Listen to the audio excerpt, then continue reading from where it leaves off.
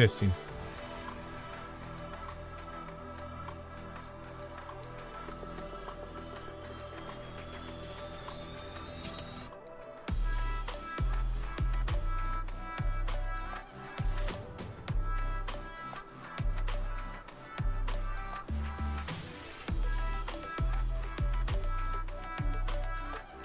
Testing.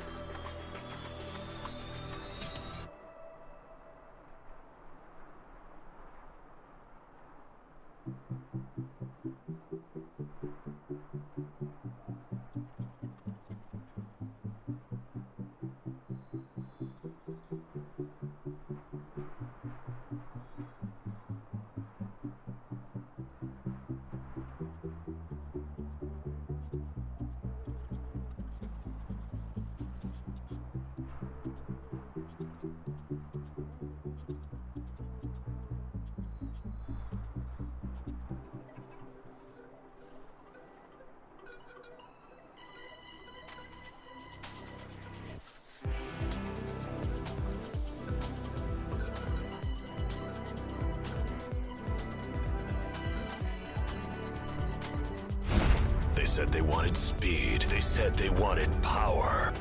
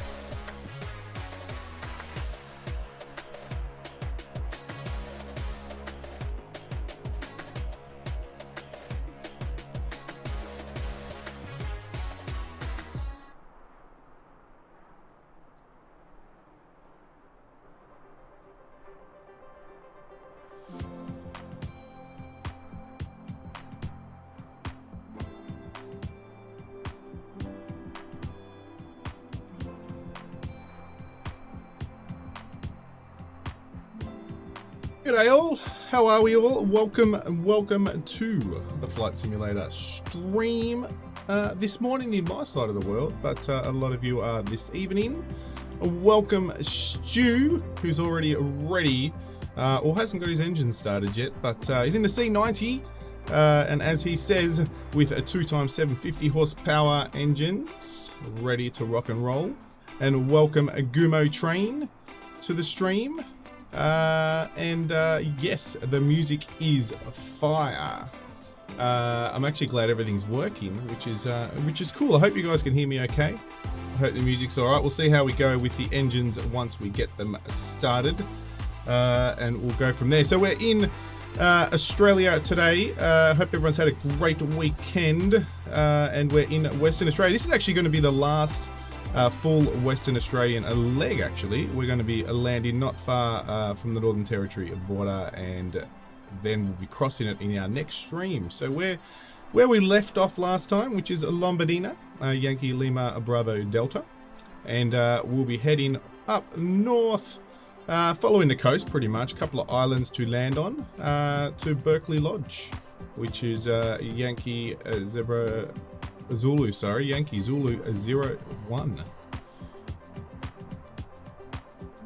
Oh, was that a sluice? Was that a sluice, Stu? I gotta be careful, it was a tank twister. Yeah, I hope everyone is well. Give me a couple of seconds, I'm gonna get the engine started. I just forgot to do one thing in the background here.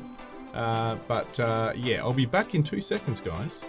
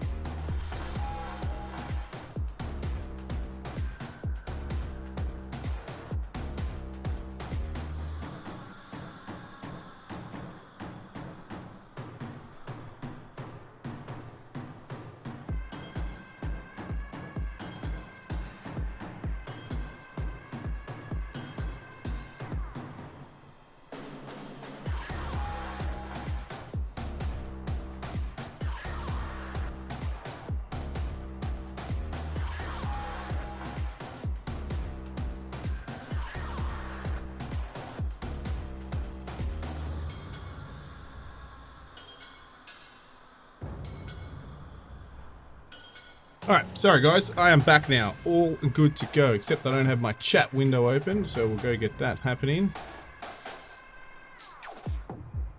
Get to restart your plane, Stu. Alright, let's get in it. Let's get this thing started. Let's get in the air and let's go. So it's only about 2.5 hour flight. Well, that's what I always say. And we'll see how we end up if we don't go off track. Alright, I think this one's quite, it's the, is it BRM? I can't even remember what I'm flying. The BRM 480, is it? No, this Camair, the Camair 480. The twin engine, that's what I'm flying today. Yeah, I think I've already topped the tanks up. Just make sure we have topped the tanks up. We'll try to land pretty much at everything today, even if they're touch and goes, and we'll see how we go. Let's go. What do we need to do? All right, I've got my controls this time set up, not the full yoke. Let's get everything on. Let's get those beacons on. it working? Is it not working? It's not working. We need the batteries on first, don't we? Nothing's going to happen without those. That's better.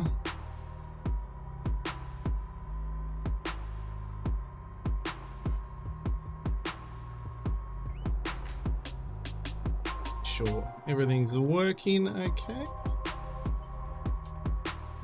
Start one engine at a time, won't we? Can't hear the sounds. Are we not starting here, guys?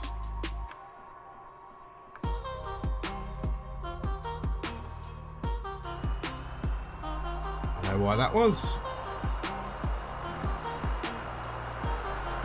There we go. That was because mixtures. Oops. Number 2's not starting. You're not starting. Oh, yes, you are. Now you're starting. Beautiful. Engaging autopilot. Why are you engaging autopilot? I didn't tell you to engage autopilot. That's going to be interesting. What's this autopilot jammed on? Can I turn the autopilot off? That's a bit scary. Turn off. Engaging autopilot. No, you don't want to turn off. Ooh. Okay.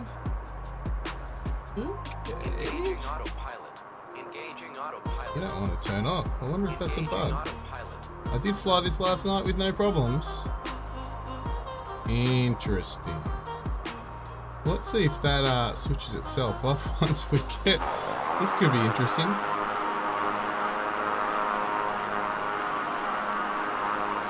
This could... Oh, no, I don't like this. It's actually trying to control the surfaces, which it should if it's in autopilot, but... Engaging autopilot. It's not allowing me to turn it off. Alright, let's taxi around a little bit and see if it switches itself off. Oh, we might have to have a last minute change here. Let's see what happens.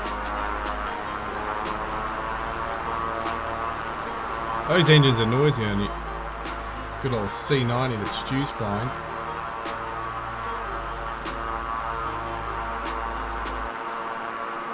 I'll let you go first, Stu. Off you go. But this is not looking good with this jammed autopilot. Very interesting. If I throw on that and that.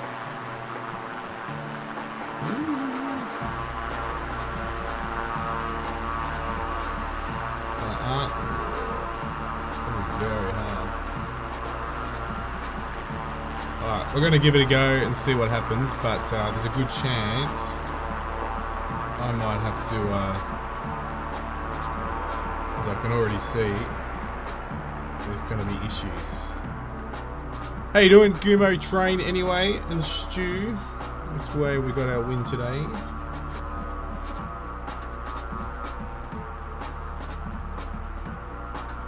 Got a crosswind, so we can pretty much just take off from here.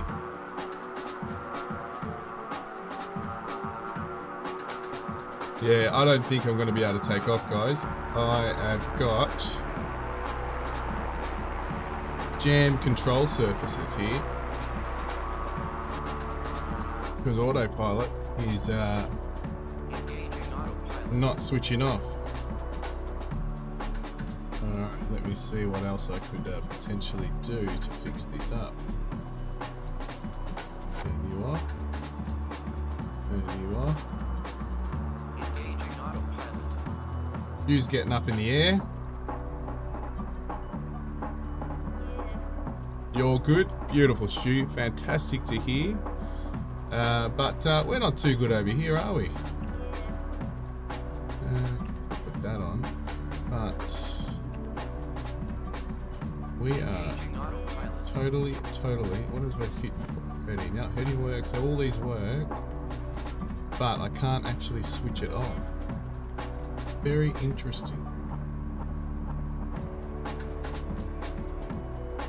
Every time I click one of them, they flick back on.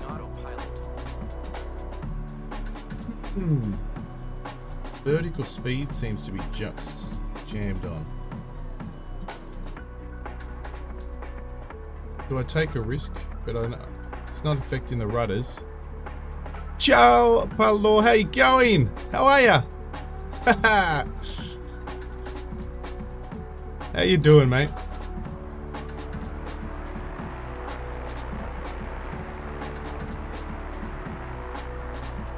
I got some issues with the aircraft this morning, including some not aircraft traffic, but some traffic on the runway that wants to play chicken. So this might not go too good, everybody, because my autopilot seems to be totally jammed on. So it's going to be a very risky takeoff. I was hoping that this would, I might just have to restart, potentially in a different aircraft. Engaging autopilot. Engaging Doesn't want to autopilot. disarm autopilot. If I hold the button, it disarms. Engaging autopilot. Alright, we're going to try to take off by holding that down and seeing what happens. Alright, so, hey Brett, how you going, mate? Nice to see you on stream. We've got issues here. Our autopilot's jammed. Actually, you might know this because I think you're one of the first people to do a review on it. I cannot disable the autopilot. I can hold the autopilot down and disables it, but yeah. Ah, good idea. Pull the fuse. Pull the fuse. Pull the fuse. Is there an autopilot fuse? Which one would it be? Your navigation, I guess, huh? That tool? No.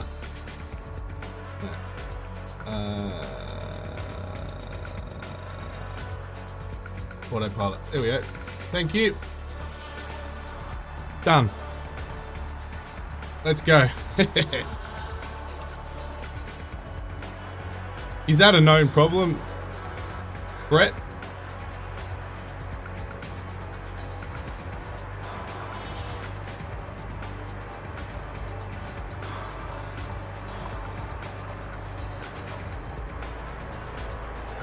Oh. Whoa. That wasn't the best of takeoffs today. Passengers won't be too happy.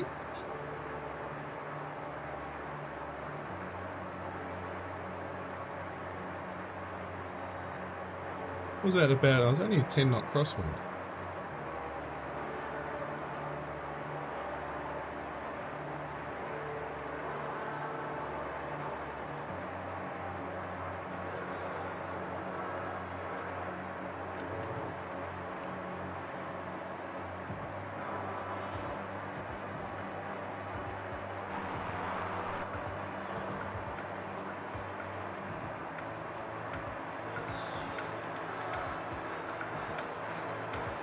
Alright, we're heading up to an island, Cockatoo Island.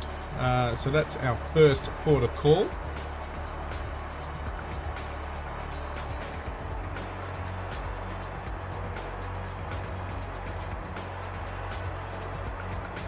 Already an aircraft that's not working too well at the moment. We've lost our autopilot. We'll be able to activate it again thanks to Brett. Our autopilot was stuck on, sticking. And we had to pull the fuse.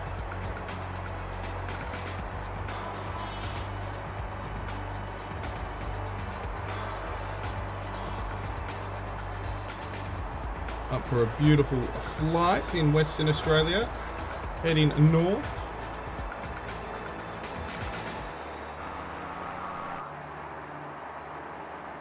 Not an actual issue that you know of. Okay. Well, who knows? Who knows?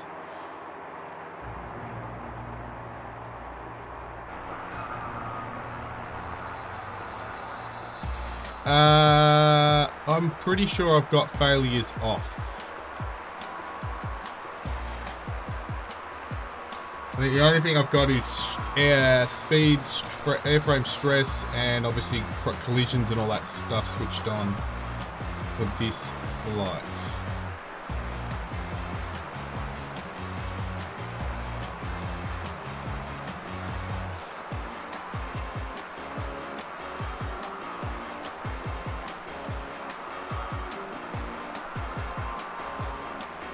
There's Stu flying in the C90. He's a lot faster than I am, so he'll be pumping it out. Live weather, I think we've got it set to about 7 in the morning, or roundabouts.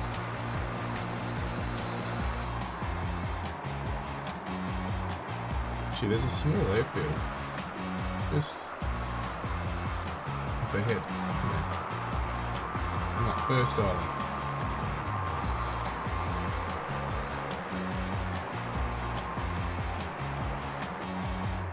Actually, I don't even know. Is there a tablet in this? I haven't even had a look.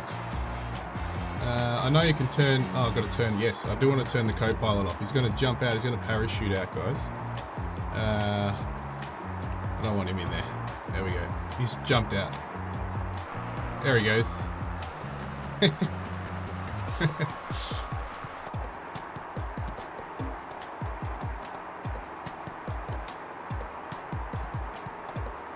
The Flying Frog, good morning, Gammy. Well, good morning to you, the Flying Frog.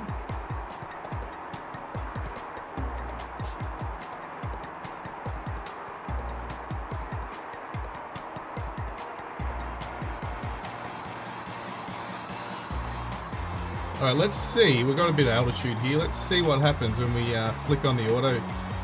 We'll push the fuse in now and see what happens. So we don't want to hand fly the whole thing. It's not going to be an issue if we do. Oh, throw this on. Alright, let's pop the fuse back in. We might have to pop this back out quickly. Let's have a look. We'll have to fight it. Oh, alright. That's not going to work. Alright. Totally trimmed it down. So he trims it down. So let's set up.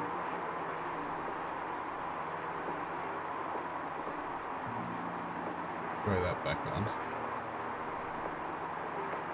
Alright, let's get a bit more altitude and then we'll go from there.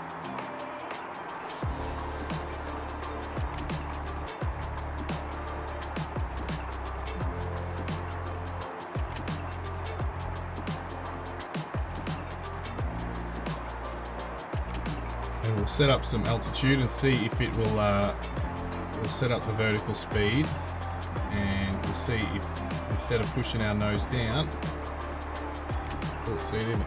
That's not an auto at the moment, it's me. Oh, that looks stunning. Got to try to get this autopilot activated. Alright, let's put a vertical speed on. Let's just go 500. Alright. Now, I'm going to try it again. See what happens. Will it go up or will it go down? Or do we just crash? Here we go. Try again. Take 2.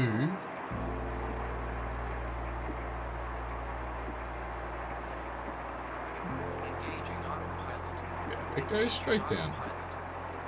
You can fight it. You can fight it. Alright. Let's see if we can throw on heading and nav and see what happens. Alright, so it fights it. It wants to go down. Ooh. So I'm having some issues with the autopilot, ladies and gentlemen. That's why I'm all over the place. I'm not doing this on purpose.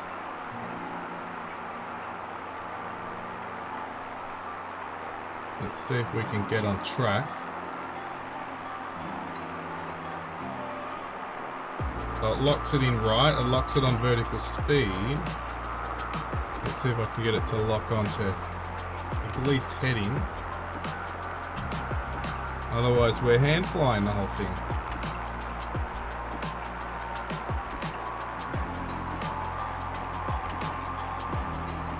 Alright, that's on heading. No, so it doesn't want to do that. What about altitude? No, doesn't want to lock on altitude. Okay. Oh, that did. Oh, that worked. Sorry, I'm fighting autopilot, everybody. Which is locking me on. That does head in. So ignore the passengers aren't having a good time right now. Just using my iPad to control the cockpit at the moment.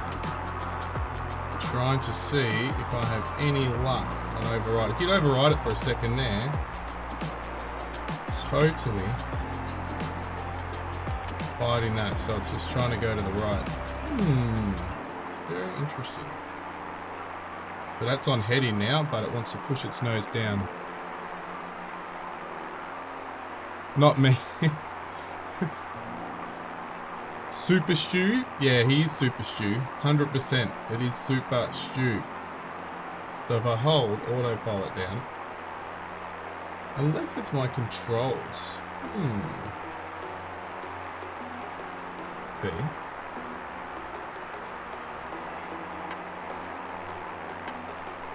Because that's, I'm holding the autopilot button on my Bravo throttles at the moment. As soon as I let those go, it wants to fight it. Alright, I'm going to pull the fuse out. Again. There you go, I'm going to pull that fuse out and just trim her up for now. Engaging autopilot. Alright. Let's get her trimmed up.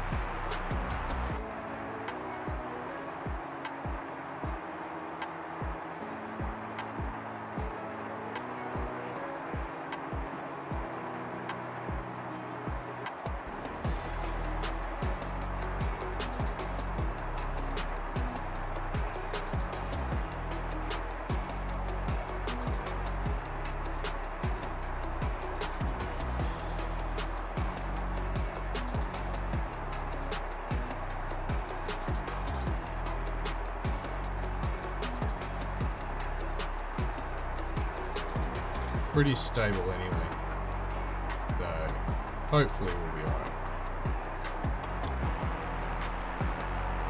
alright. Alrighty, so after that fiasco with the autopilot,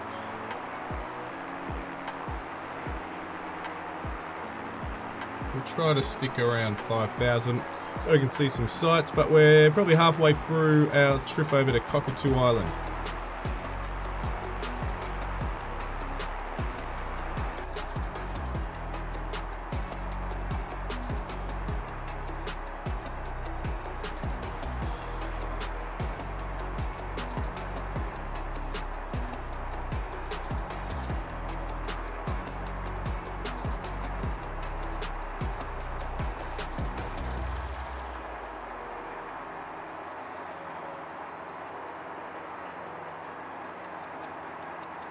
Are you on GPS? I am on GPS.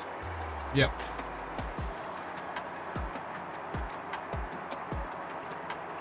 Yep. Definitely on GPS. I have tried, maybe I'll try that. Go to the GNS 530. Let me just try that quickly. I don't think it's going to make a difference. See, if I...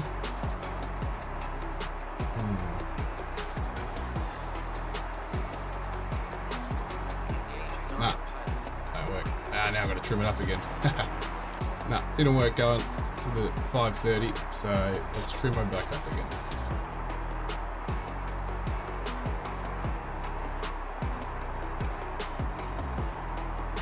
A shame. I'm going to have a look. When we land at the next airport, I am going to potentially change aircraft, but also I'm going to just have a look at potentially disconnect one of my controllers and see if it makes a difference.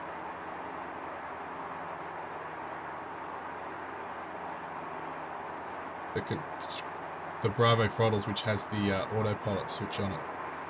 I will play around with that a little bit. Alright, let's go out and have a look around.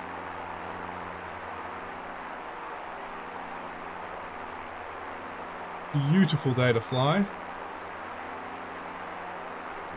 If anything, I might go back to the 414 Cessna, because at least I know how to fly that one as well. But obviously that means this flight plan will be super fast. But we can always add a few more legs and hop across to Northern Territory. But we're nearly at Cockatoo Island.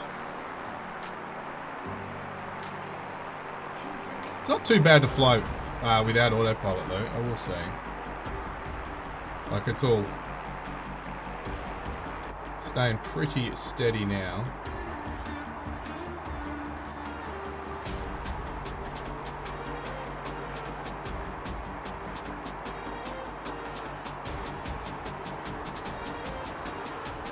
And Brett, where are you flying today, mate?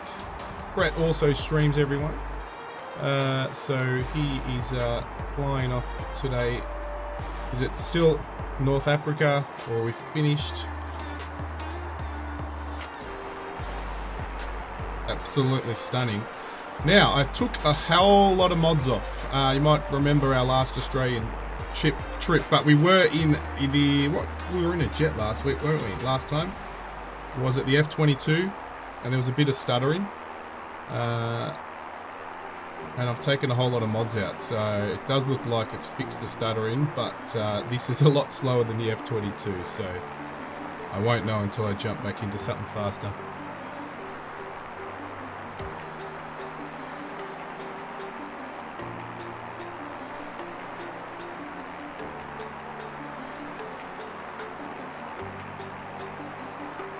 Ah, that's right, you're flying the new Leonardo, aren't you? You're flying the Leonardo. Beautiful. I think a few people have picked that up. Tempted. I do like all the Italian jets.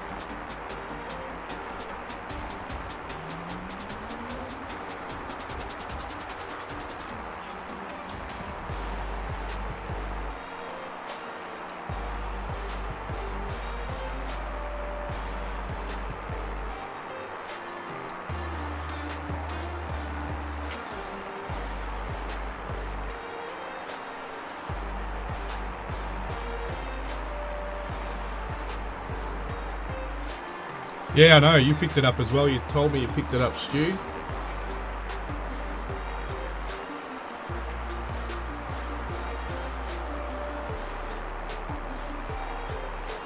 Where is Stu? Let's see if we can find where Stu is. He's either in front or below. There he is. That looks stunning. Absolutely stunning. Flying Frog is my Rio for today.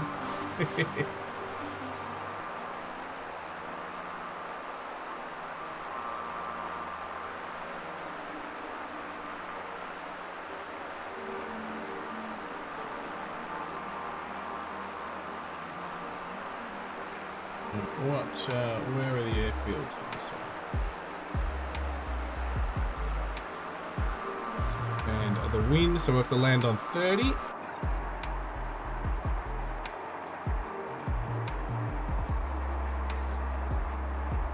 As we approach Cook Island.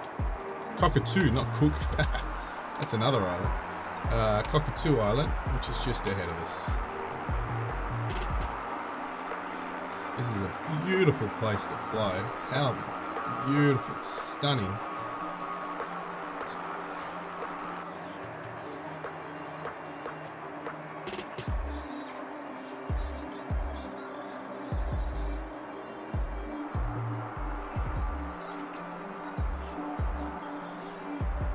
What I'll do, I'll try two things. I'm going to try to, when we land, I'm going to spawn in as another livery, just to have a look, or just reload the Camair, see if that makes a difference. I will then disconnect my Bravo controllers, have a look if that makes a difference.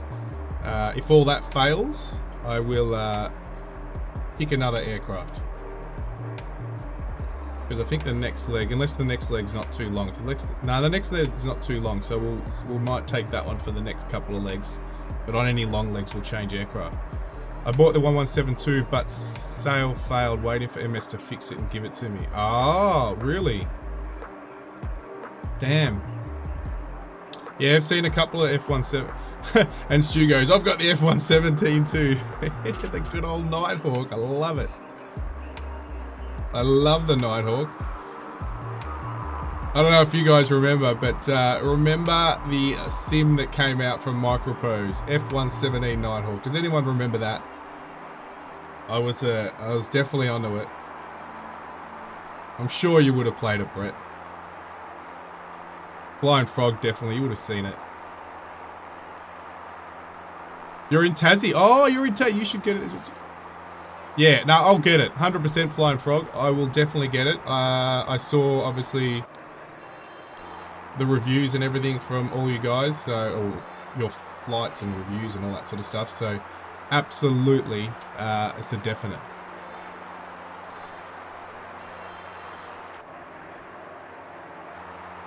Alright, let's concentrate on landing, huh?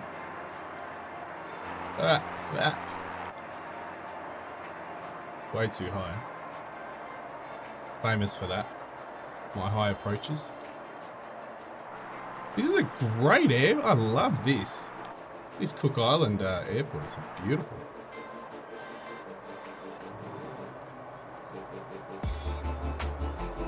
Love it.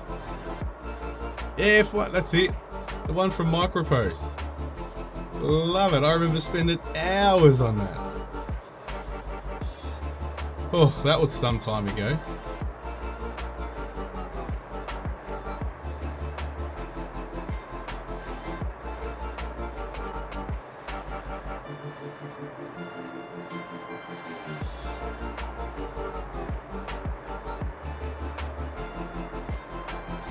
Make sure our landing gear hasn't failed. The lights are on, but you never know.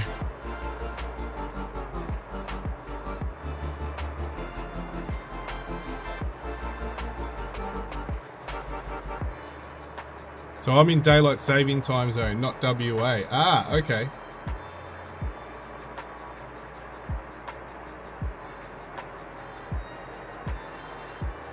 So I'm just landing. I'll come back to chat in a minute, guys.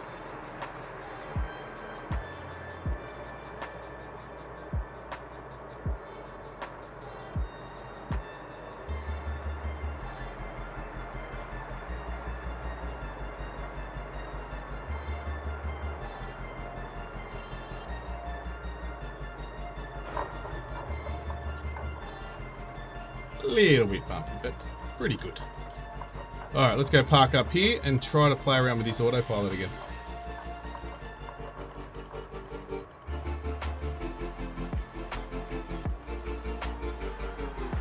So he's staying with you. Awesome. Awesome. Checking out Brett's amazing setup.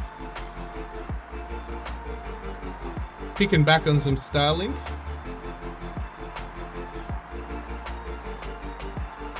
So have you got 2 PCs set up or 3? Did he bring a PC around? How did that work? How does that work? Or we're not doing dual PC. I'm just gonna land. Just gonna go on. Yeah, that's alright. We're not on that. Here's Stu coming in. Beautiful Stu. All right, we'll just park up here. Brake on. And let's have a play around with this autopilot quickly. And we'll go from there. So, let's first of all, autopilot's on. So what we're going to do is we're going to disconnect my controls first. I'm going to turn the camera off, but you can still see what I'm doing. I'll still talk it through. Alright, so autopilot is off. Okay, so that works. It looks like it's the controllers. Alright, let's put that back in. Engaging autopilot.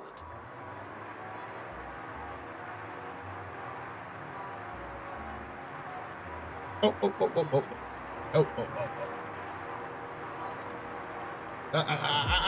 I'm going to just pause you for a minute. Oh, that was close. I have to slew you around a bit. So even, it's the controllers. Interesting. So I'll go disable autopilot on the controller. That should fix it, I think. Alright, let me slew you back for a minute. Close your eyes, everyone. We're just going to slew back for a minute. This is actually because there's an issue. Alright. Yeah, that's exactly what I'm going to do. Brett, exactly what I'm going to do.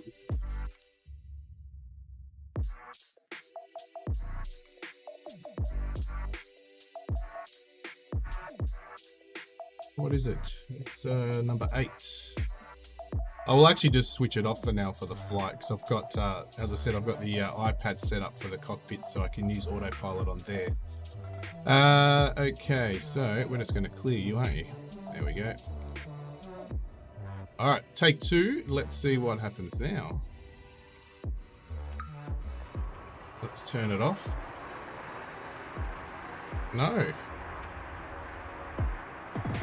Interesting. All right, so let's just disconnect it.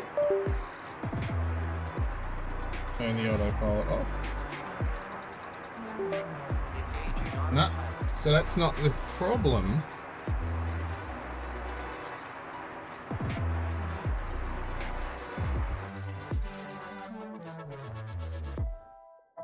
Make sure I save that from before. Autopilot. User now off.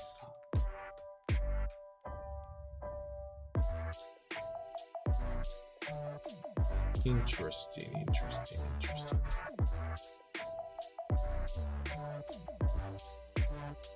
I'm gonna just try to do this and see if it makes a difference. I'm gonna set it up as single, see what happens.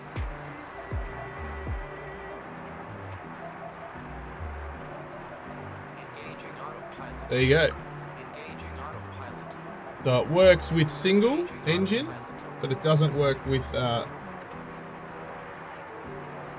I've just worked it out. It's actually the configurations because it's all good with single engine setup, but it's not good with the twin setup. So let's see what happens now if I apply here. Maybe it does a bit of a reset. No, so it comes back. That's just to do, you know what I'll do? I'm going to duplicate this. I might turn the camera off for a minute, guys, in a sec.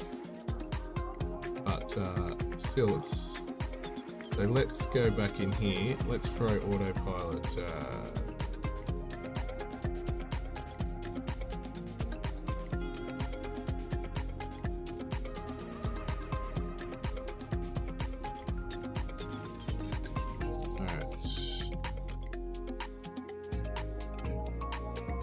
Doesn't even let us do that, does it? It does. G'day, going. Way too many buttons. That's the problem.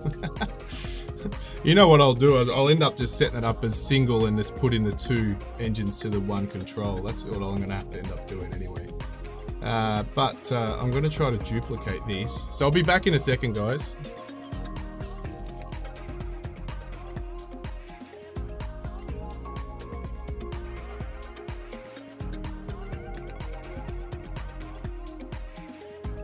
So Garwin, we're having some, I had autopilot was stuck on with 1 controller setup.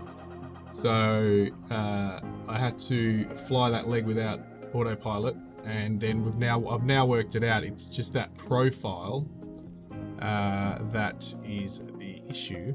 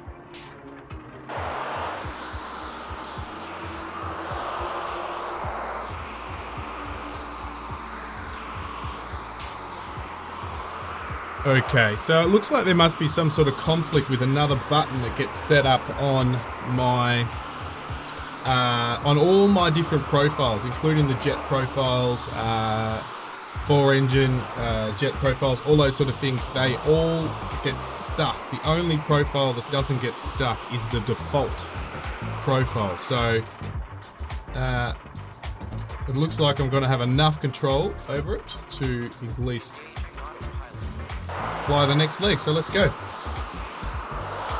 Sorry about that, guys. I think we've worked it out. I'll have to play with that offline. Try to work out what's going on. Stu, the wind's in the wrong direction, mate. Don't go that way. And the only thing is, a lot of my controls won't be. I'm going to have to take off the brake.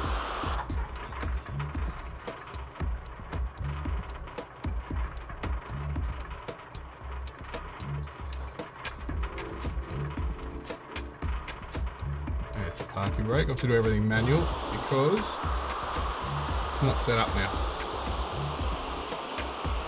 Alright, are we in pause mode? We are in pause mode, hey? Oh! That was unpause. Alright, I'll be back.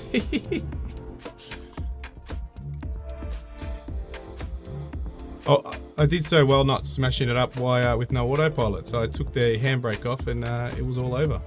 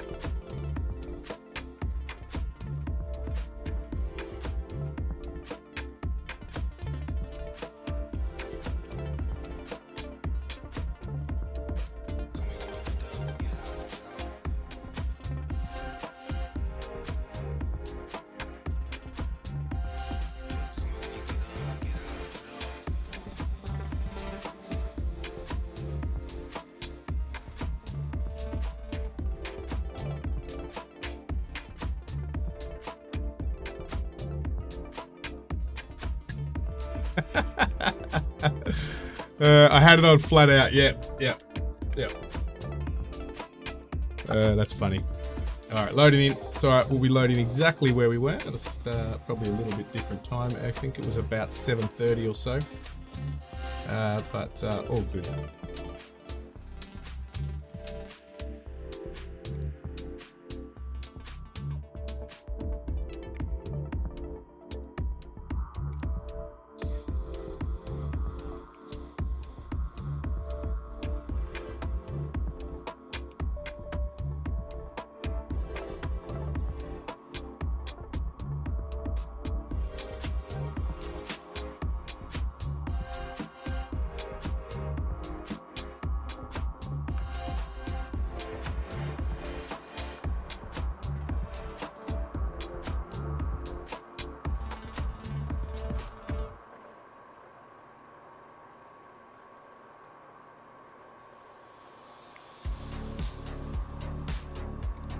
Just verifying the autopilot.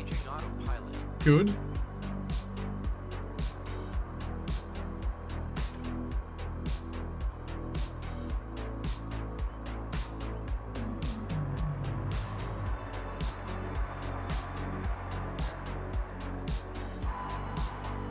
Play with everything else once we're in the air. All right.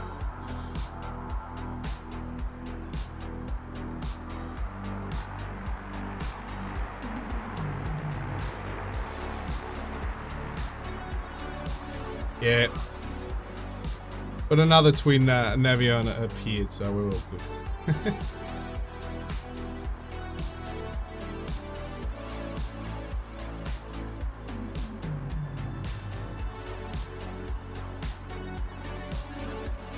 Oh, you had a stall this morning, Garwin. Damn.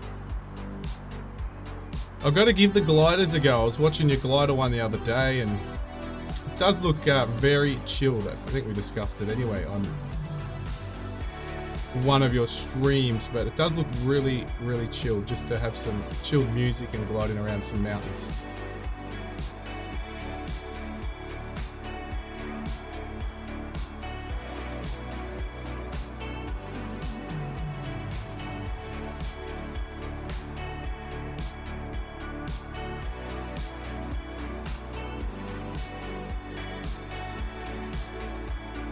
Please smash the like button, everyone. Whoever's on there having a watch, if you're watching, don't feel shy. Jump in chat, have a chat.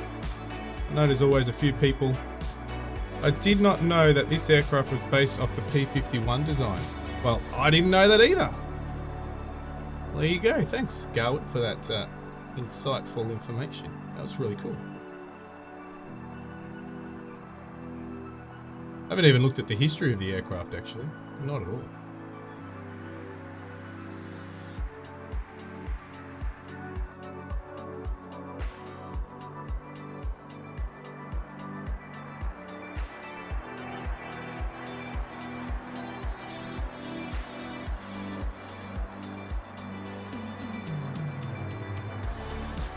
Hugh's just wanting to get into the air. He's already up.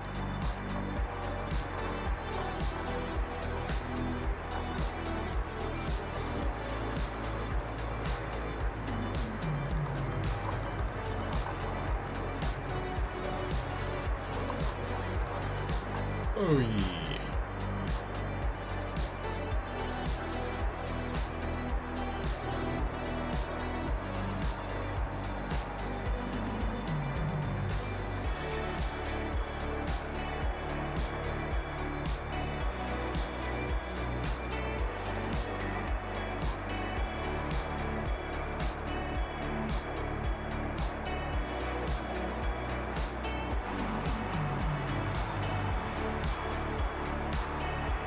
Absolutely stunning, like always. It's a great video with one of these in Canada. The glider is what I stalled right after takeoff. I don't know if it was your last one, but I think it was one you only did a couple of days ago. You seemed to fly okay.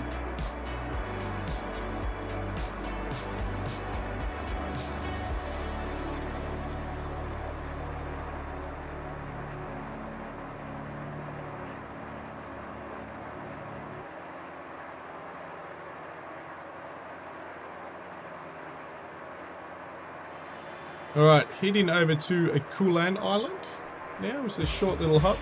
Touch and go over there. We'll do a touch and go because it's pretty much just around the corner. Alright, let's, the big test is autopilot. Here we go. Just to have a look how we're working. Heading. We're on heading. We're going to hold altitude or not. We're on heading. Good. We are holding altitude. We are looking pretty good. Good. Interesting though. Very, very interesting. Not going to get much higher than this. I think we're sitting at, what are we, 26. And we are just a little hop across to Coolan Island.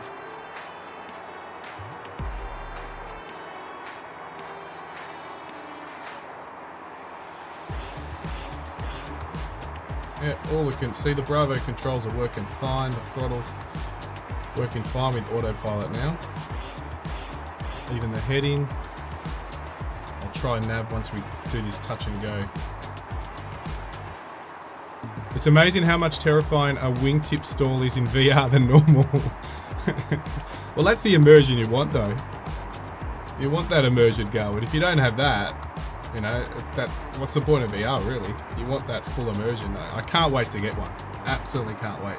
I probably won't stream with it like you do, but just to do it casually myself would be absolutely awesome.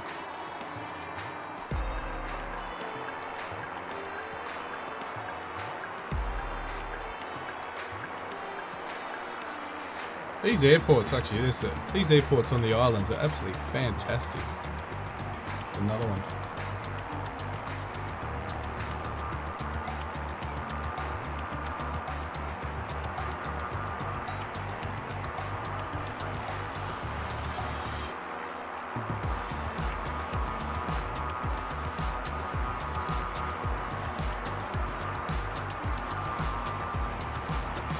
is Yankee Kilo Lima India. This is another. The textures and photogamic. It's pretty ordinary though on the island here. I don't think the streaming will catch on, but I like doing it so it will stay. Yeah, I think again it keeps you yourself on doing something that you want to do. So I agree. Keep at least one stream in VR. And you got your text to speech working. That was cool. Your chat. I thought that was super cool.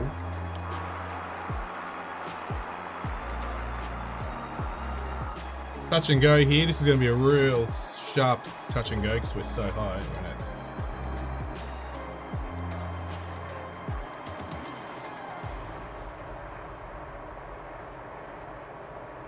Steep approach.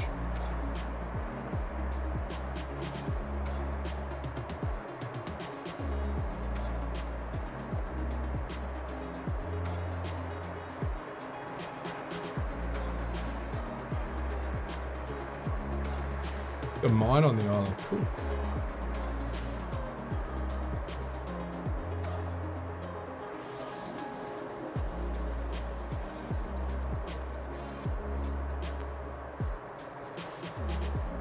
Stu does his touch and go. Good job, Stu.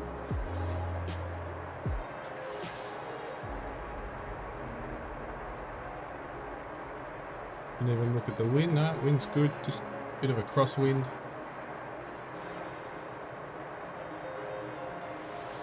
It does float though. The Camair does float. You think you're descending, then it shoots up.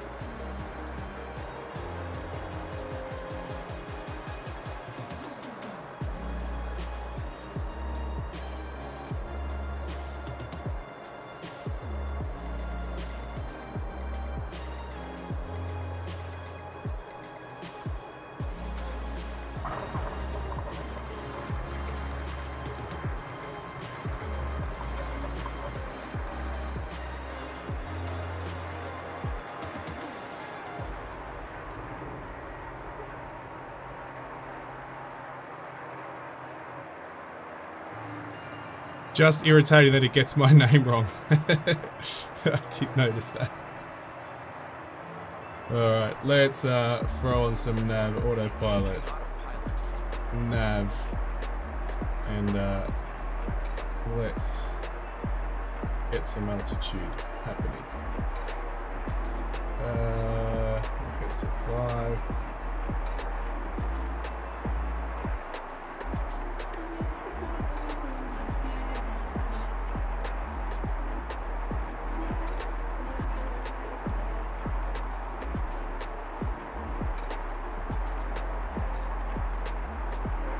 What's that? Not doing it.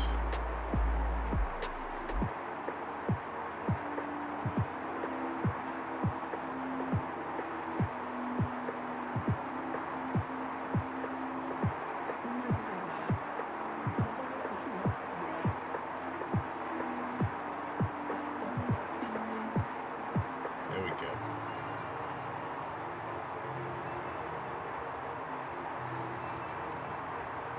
So the island ahead of us is Yori. Trying to find out the name of it here. Yarrajaba Island. No airfield on there though. And then we're heading over to Augustus Island. And then the next port of call is Mitchell. Plateau Airfield, Yankee Mike India Papa. Which is near the Mitchell Falls Wilderness Lodge. There you go. So we've got a bit of a run before our next airfield. We'll drop off our passengers to the lodge. And we should be slowly heading up. We should be increasing our altitude a lot quicker. Let's go up a little bit faster.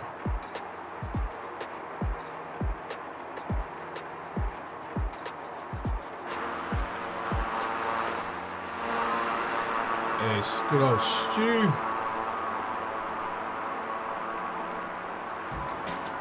The C90. Fly rings around me, Stu, in that thing.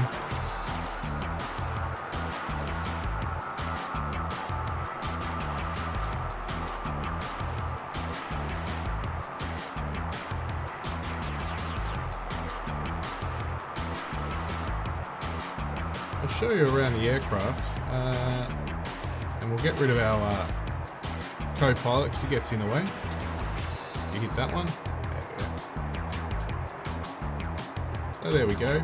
Pretty basic, but for the value of this aircraft, absolutely. Other than the autopilot, but we know the autopilot issue is on my end, not the aircraft end, but quite nice. And I didn't show you, but the actual canopy slides back, which is pretty cool. So basically slides up, there's no actual doors. Canopy slides back, which is awesome.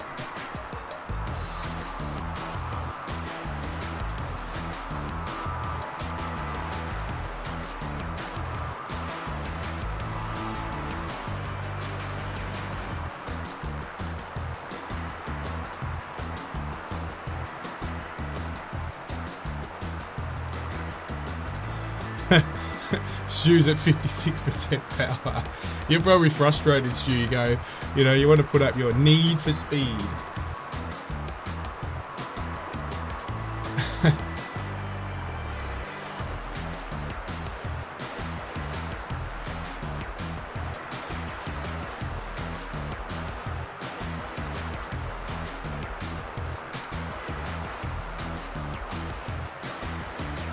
Thank you for the 11 likes so far, ladies and gentlemen. I appreciate every single one of you helping out and jumping on, having a chat, which is cool. Every time you hit that like, it helps YouTube do its thing and hopefully highlight the stream a little bit. But like always, I just enjoy my chilled, other than my autopilot issue today, my chilled flight on my time, Monday morning. For most of you, it's evening or late afternoon, something around those times on a Sunday. But it's Monday for me already. I want to jump into formation, Stu.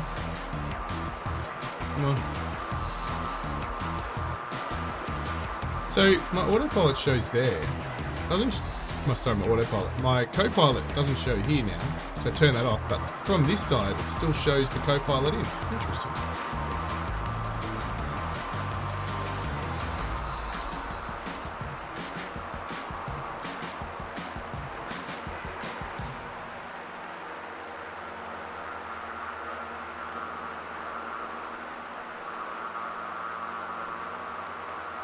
Approaching Yorajaba Island.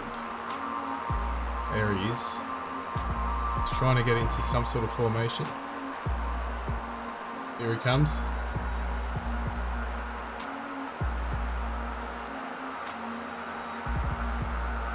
Nice, Stu. Good job.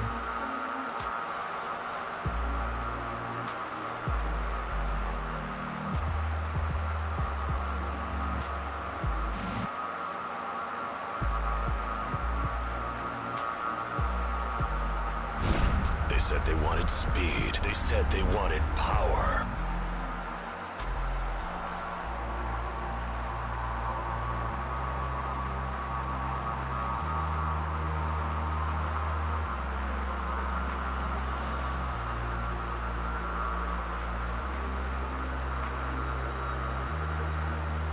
There we go. Just hit our set altitude of just 5,000. Not flying too high. Love to fly low.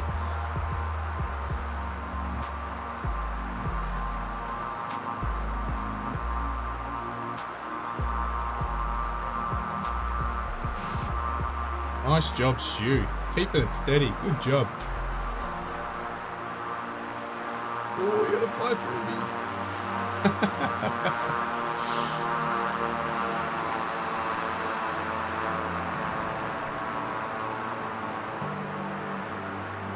I'm gonna go back and read that chat, so I think I might have missed a few things back there.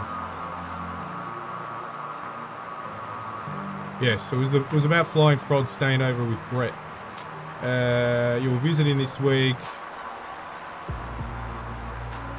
You had issues buying the F-117, F1, yeah, the Nighthawk. And Flying Frog said, I'm on Jaffo this week.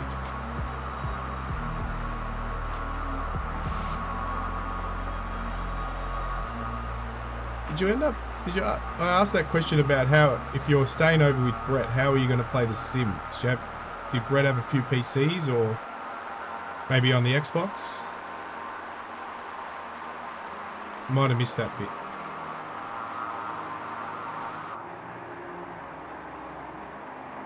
Alright, there it is. Now we can have a look at another island. Not a hop because we're not landing. Better waypoints. And then we'll head to one more island and then back to the mainland. Let's see if autopilot kicks in and does the... switches on nav. Yep, we're on nav. We're all good.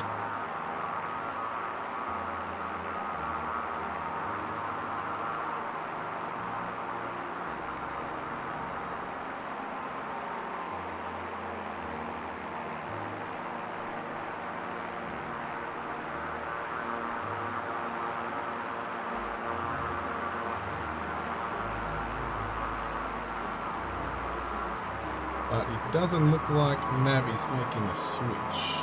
Let's have a look. Oh no, we're not ready for the switch. We're switching now.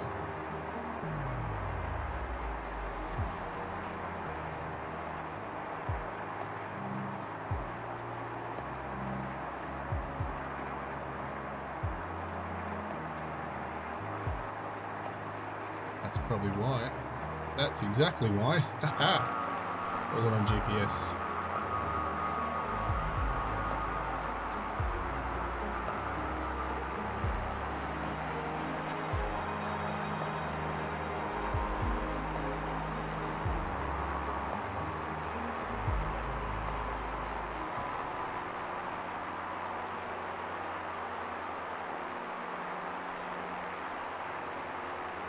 Oh, just another observer.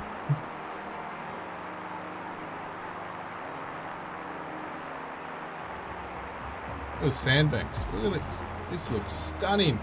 Gotta come down here. I don't think I've ever... I haven't been up here at all myself. Beautiful place.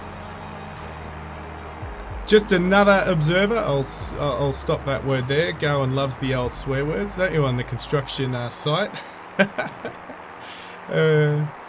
No, I'm just another observer. Okay. Blue Thunder.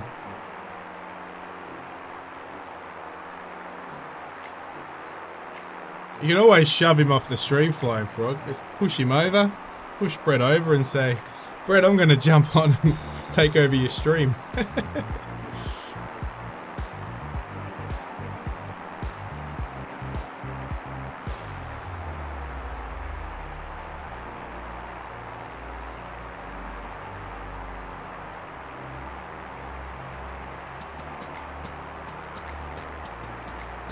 You weren't that bad on the construction site. I was fine with it. It didn't bother me. And it didn't bother YouTube, so all good.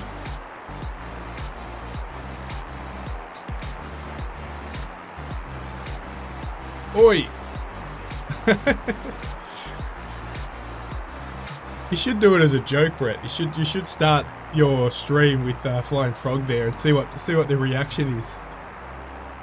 If Flying Frog say, "Good day and welcome to another Brett Plays," and see what the reaction is. Everyone will go, "What? I'm clicking. Am I on the wrong stream?" I know Flying Frog doesn't stream, but it'll be pretty funny. Oh, you already offered him to drive Truck Sim tomorrow? Cool.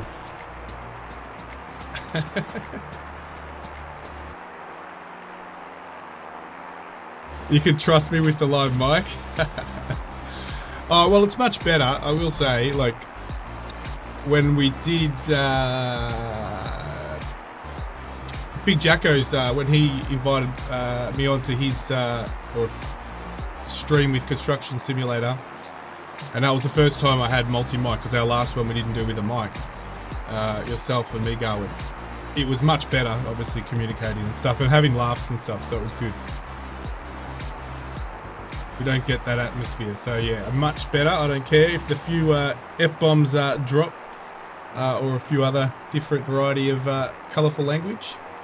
I'm more than happy to take that risk with the live mic during construction sim. Oh, Game Diorio, oi, how are ya?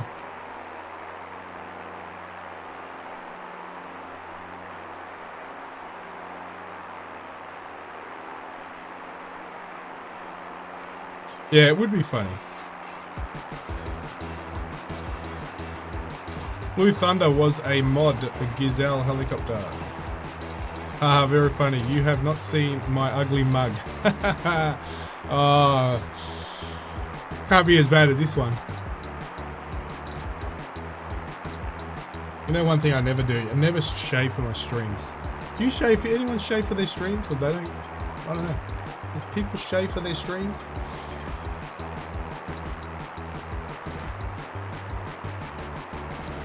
Well, that's right, Garwin. No, I agree. It's that immersive language that's on the construction site. So I agree. The language has to be there. Even when we're doing the concreting with the concrete pump, and we don't like the equipment, we've got to curse the equipment because it happens on the site. You don't even have the voice for the radio.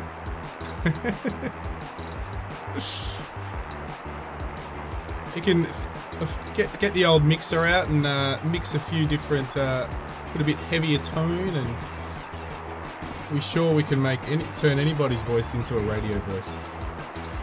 What is shaving? I don't like shaving. I do it for my day job work, and I shave, but a lot less than what I used to. Times have changed.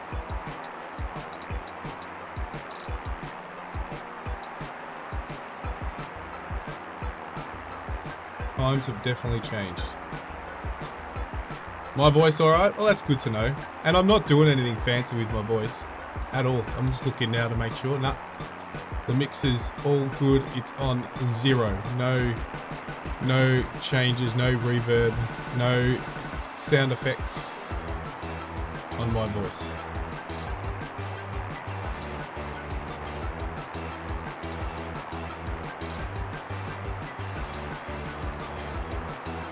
So take away the autopilot issue, we've probably been in the air about an hour.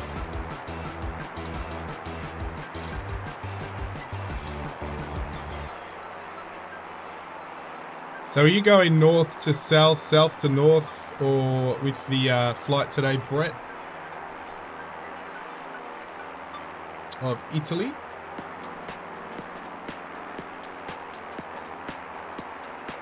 I am going to be interested to see how your frame rate is in Italy, because remember when I last flew there with the jets, it was a nightmare. I think out of the whole navigation around Italy, I had one stream with no crashes, no CTDs, and yeah. And that was actually in one of the lighter aircraft too, not in a jet. That was around the Alps, the west side of the Alps, was it? Yeah. So we are approaching the Augustus Island. This is mainland. That's mainland Oz, WA. And up ahead, oh, you probably need to go here, is the Augustus. Kanamaju Island we fly over as well, and I cannot pronounce these. Umbanganan Island. Coming up.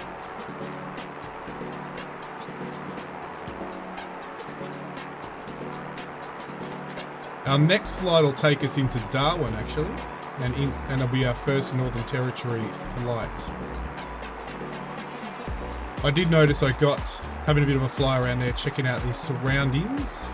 in a flight and making up the flight plan for that area, I did notice the frame rate dropped dramatically around Darwin. Yeah. Have I jinxed myself? Don't know. Don't know. We had a lot of those C words in around. Did we have those in Australia? We did. I think it was in South Australia I had some of those.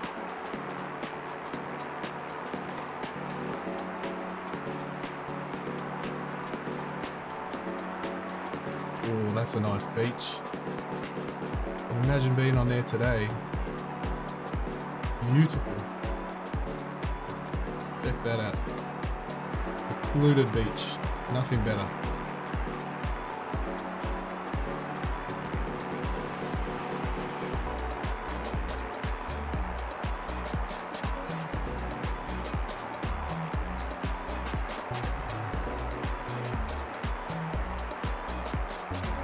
I better give a shout out to the new members. On the last stream we had Super Stew again. It was Super Stew.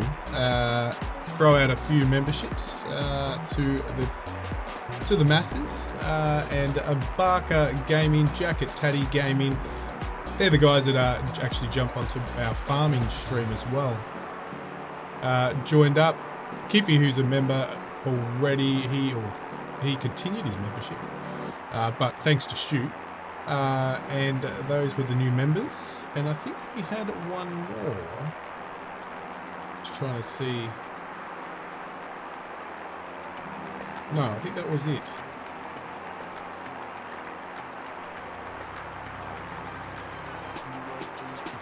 And then we had a couple on the construction sim stream who actually jumped in and grabbed a couple of memberships as well. That was Noddy Buddy, I think his name was, and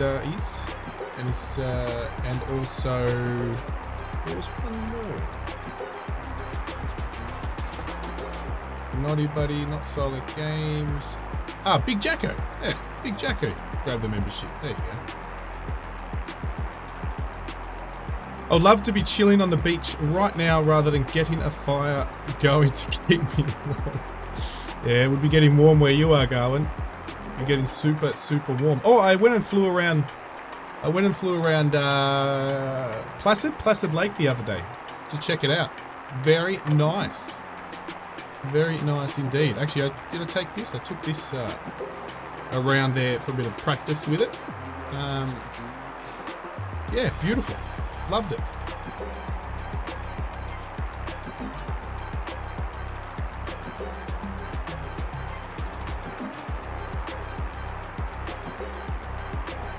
Beautiful place so far.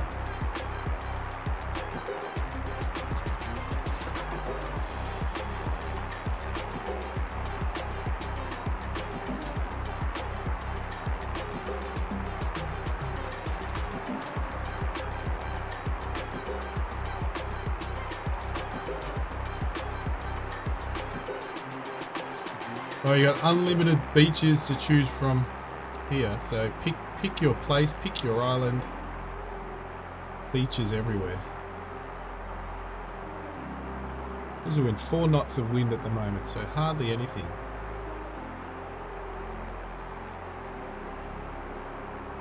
Oh, Stu! That's huge. We got a new toy at work, the 4090. That thing needs, don't you need like a dual power supply in your PC to run that beast?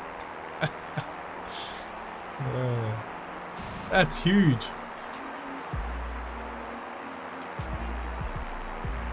What have you tested it with? That's the question, Stu. What have you tested it with? Do they allow you to boot up some flight sim?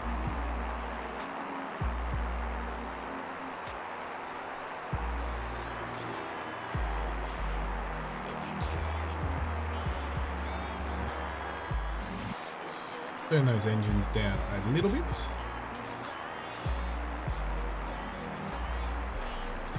Got a little bit of terrain popping in the front, but other than that, it's been pretty good. Last night on Oz Flight Sim's stream,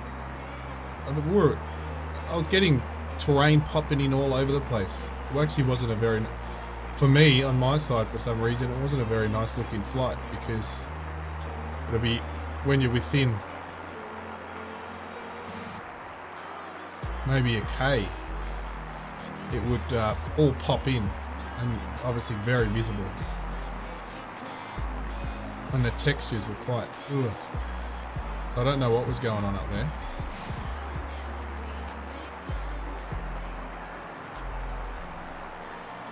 Alright, so this is Augustus Island. Is for CAD, yeah, I thought that's, obviously it's not for gaming. But you could sneak in there and install some flight sim stew and... There's another perfect beach, look at that, up there. It's absolutely gorgeous. Lovely island names. Jungulu is far off on our left.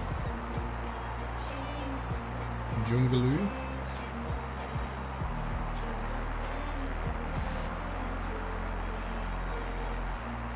So our next stop is Mitchell Plateau.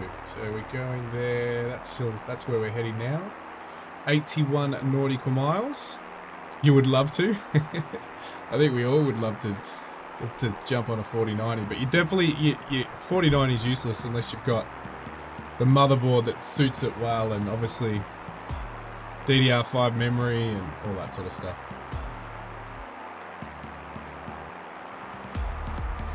That's what I did when I got the 3090. I just upgraded everything just so I had the base that could cope with it and take advantage of it. It's not much use having a 4090 or a 3090 and having an older motherboard or an older CPU, older memory, sort of defeating the purpose. I will say, stutter-wise today, and I'm probably jinxing myself again, I have not had one, and it's absolutely flying brilliantly.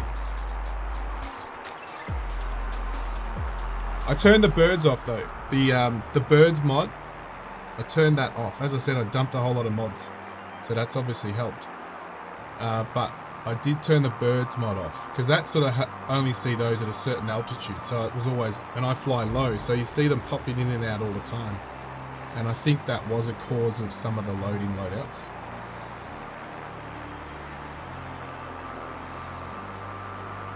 Alright, I'm going to pump up a little bit because we are going a bit slow. I don't have much in reserve. I don't want to go 100%.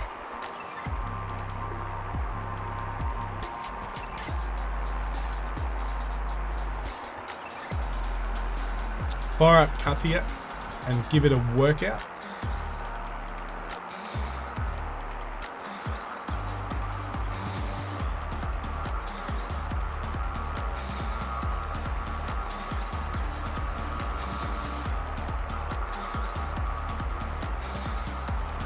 I might just pop out and get a drink, guys. I'll keep this on.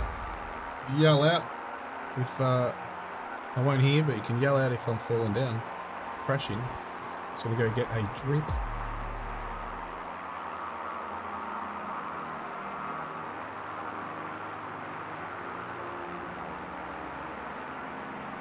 Oh, I've got to, next time, remind me, I've got to fix that chat box up too.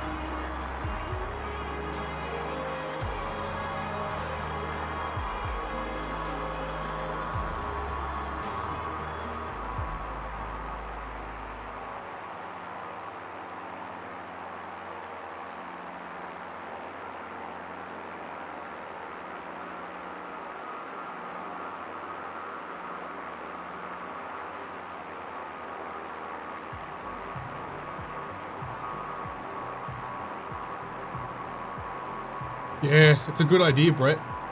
I'm back, but yeah, I would 100% go check, especially when you're going to be flying at speeds. But remember, since I was on the stream, when I was streaming the circumnavigation around it, now we're up to we've got DLSS and all that sort of stuff. So all the updates, DirectX 12 if you're running that. So hopefully it's running quite well now. Hopefully.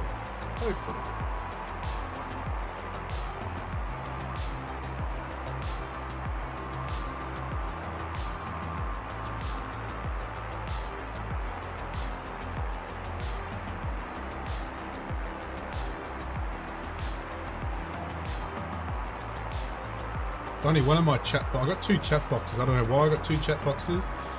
The one up on my top screen is updating a lot quicker.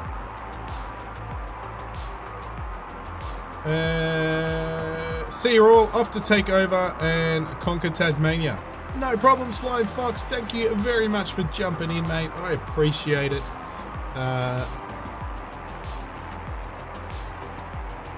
Everyone go check out Flying Frog. It's in the name. He does amazing reviews, especially if you're contemplating grabbing an aircraft of some kind on the sim.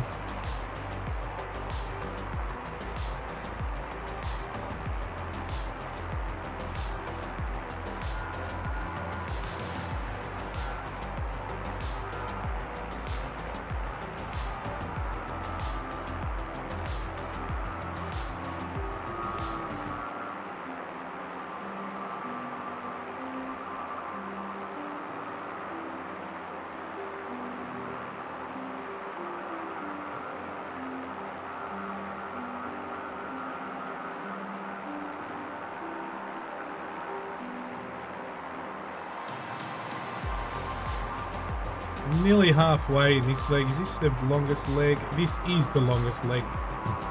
This one's an 81 nautical mile. Next one's 65. And then shorter ones as we get closer. We're not actually too far off. Are we halfway? Close. We're nearly halfway.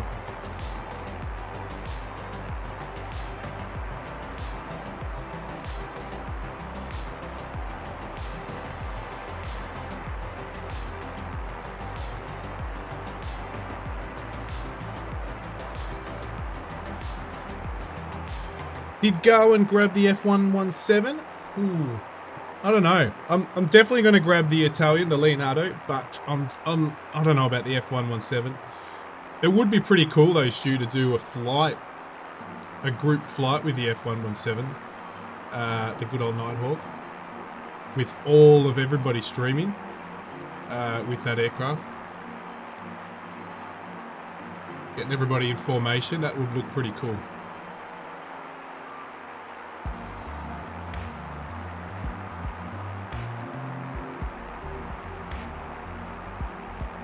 What are you flying on your next Warbirds flight, Garwin?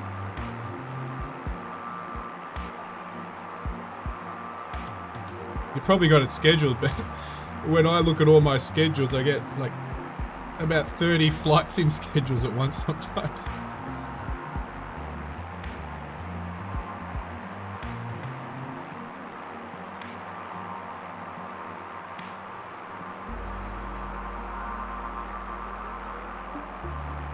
Subscribe to so many flight simming YouTubers, like we probably all are.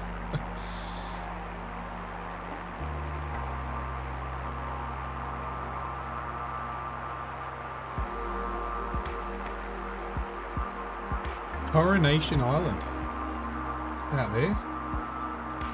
There we go. Again, that looks amazing. I do love these. It's a very chilled aircraft. Love it. And when you're hand flying, the thing just flies itself. That first leg, I just trimmed it up, and basically there was only about an 8 knot wind. The thing just flew itself. It was great.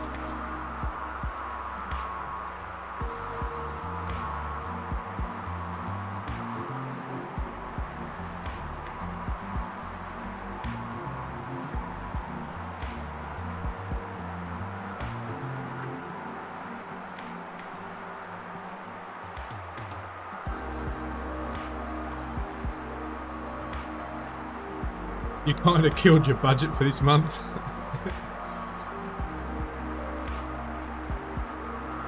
Yeah, Streamlabs. I'm very lucky. Every time my subscription comes up for Streamlabs, which has only come up twice or once or whatever, I'm very lucky. It's always on sale. I don't know if that's what you grabbed it on as well. But I've grabbed it at like, I think one was 50% off, and I think another was around that mark as well. Always go the year so you get it a little cheaper. What? Yeah. You sneaked in, did you?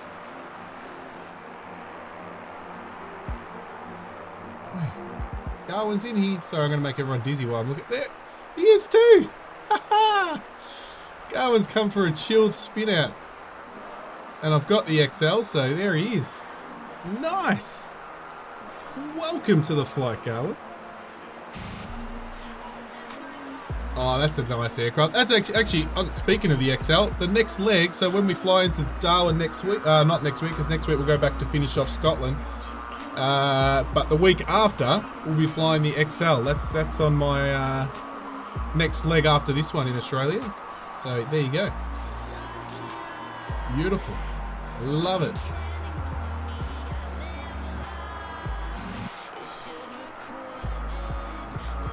And that's another easy aircraft to fly. It's so simple. Does exactly what it's meant to do.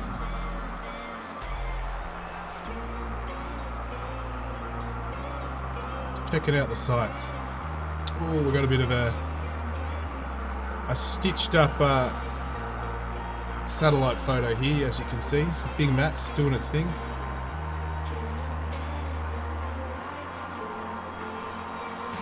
The Fokker DR1.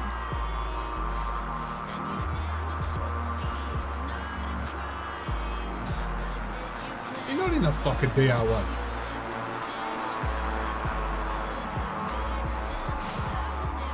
The hell are you doing a loop? You're doing a barrel roll in the XL.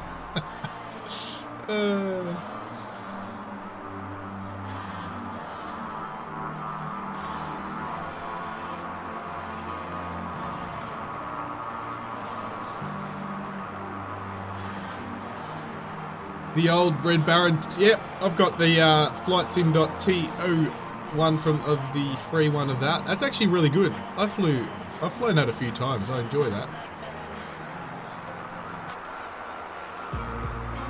I'm also a sucker for World War One. Well, I enjoy the World War One. Again, they're quite chill. World War One planes. But again, they're probably good for flying around cities and small points just because they're so slow. Or just having a bit of fun in.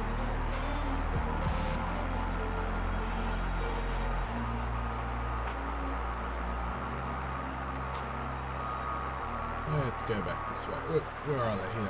Yes. So we're approaching our next landing. We've just crossed over the halfway mark for this leg, which is our longest leg. 81 nautical miles. Next leg's only 65. And we'll be at Mitchell Lodge, dropping off our passengers on their holiday. Yankee Mike, India Papa is the airfield.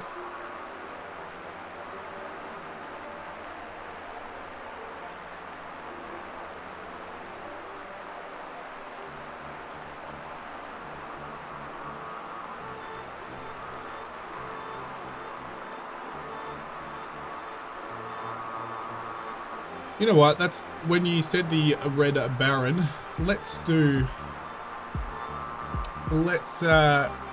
I don't think I've designed the next Scotland flight plan. I was going to do the Spitfire, but now I'm thinking a short flight. Where is the next leg? I don't know if... Where was I up to? I think it might be... No, I'm trying to think where I am in the flight plan for Scotland. Let me get it up on the screen. Where was it going to be? I'll open that. No, I'm going to have a look. I've got it on my other screen. The last trip for Scotland. We ended up at Archerfield Airfield. So, Edinburgh. So there we go. So I'm going to do a World War I flight. Oh, you're going to do the Red Baron in the next flight. Sorry. This is like the Ferrari of the GA. Yeah, 100%. Oh, you're going to Germany in the Red Baron. Nice. That'll be cool. But now you made me want to do it too. So, Edinburgh. I'm going to do our next leg. So it's in something of a World War I category. I do like the Newport. So I might grab the Newport. I know it's a French aircraft, but I will have a look at some World War I aircrafts, either free or purchased, and we might do Edinburgh. Where are we going to go? I have to do that flight plan up. Edinburgh. We've got a lot of sites up there too, don't we, Stu? There is a few sites. There's a couple of cathedrals that are going to be in the sim. There's a couple of castles. Yeah, definitely. Well, you're gonna have to get one. Grab the free one, Stu. If you do 3 aircraft, I don't know if you grab 3 aircraft. Grab the one that Garwin was just talking about, the Fokker DR1. It's modelled really well. It's actually really well done.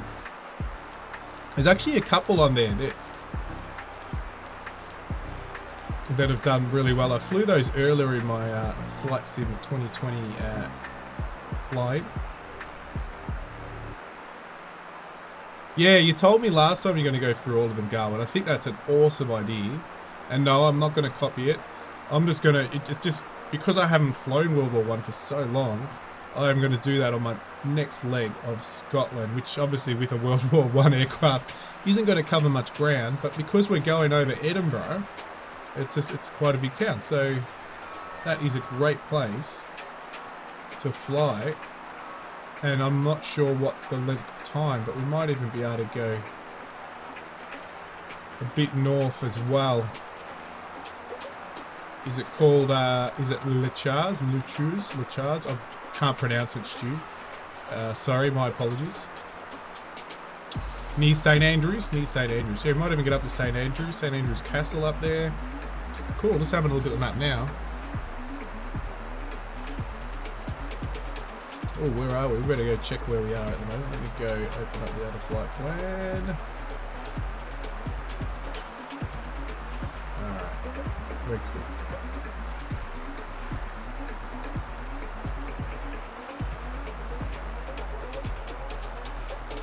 So Garwin, does that mean you're going to get every single World War I and every World War II freeware and payware? Is that your goal? You're gonna grab all of them? Or are you just going to have a select? I know it'll cost a bit, but it would be cool to have every single one that's available. I've got, what have I got? I think I've only got the Spitfire, the P40, P38, and the P, is there a P40? P40 I think as well.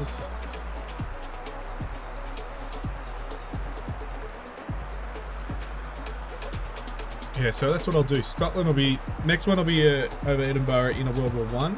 And then I was going to do the Spitfire over there, but I will do the Spitfire on the next part of Scotland.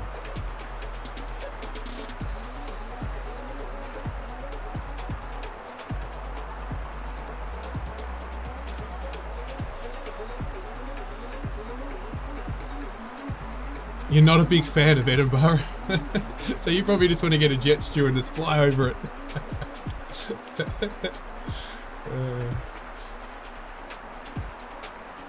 No, so you're not planning to get every single one. That's fair enough, because that would be an expensive exercise.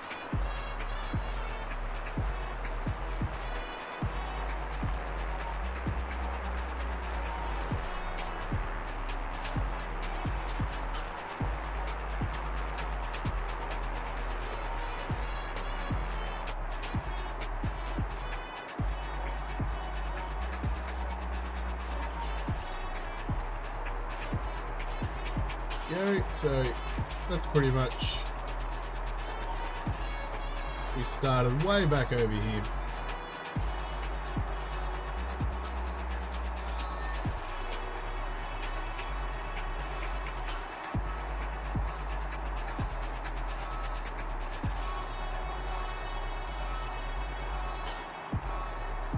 Quite a few airfields around where we are.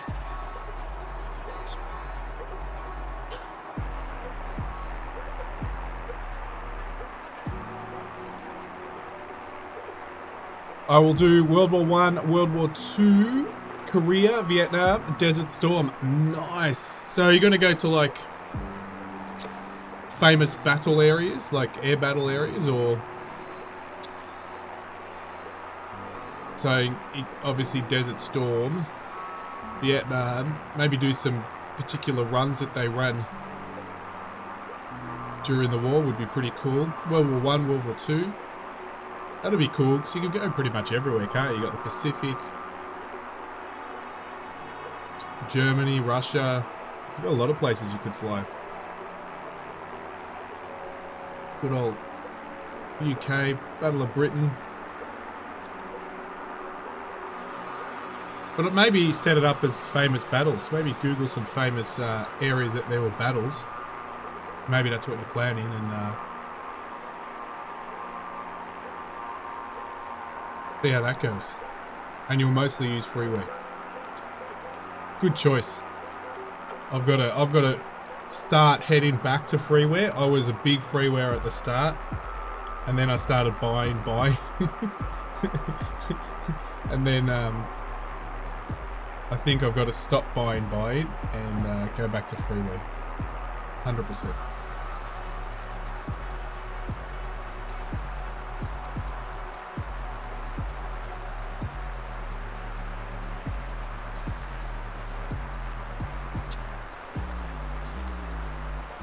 Just time period and areas. Cool. That's going to be good. Good fun.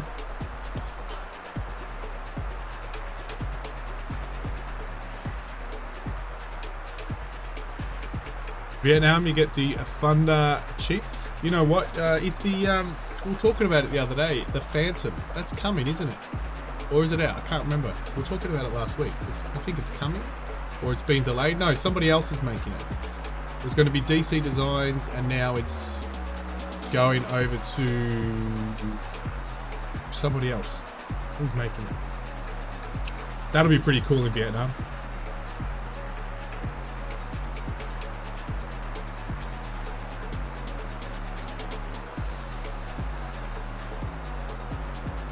A6 Intruder, yep, cool.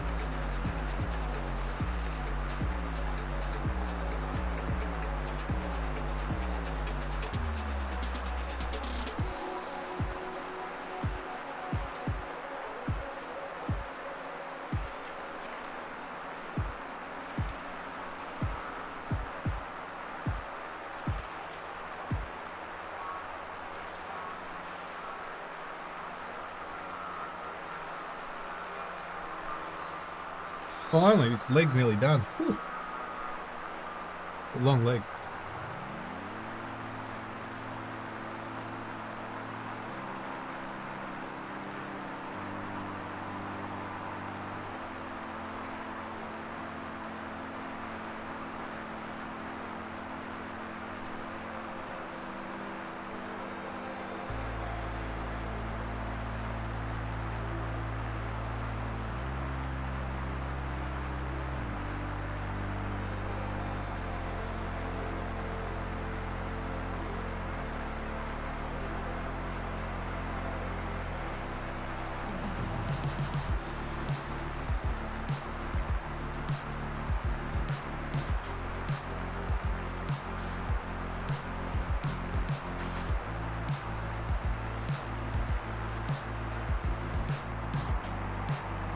Look at that, straight in approach. Yep, and the wind's on our side.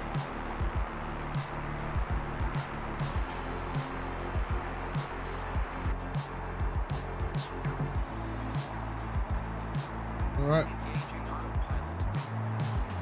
I don't want it. Oh, we turned it on.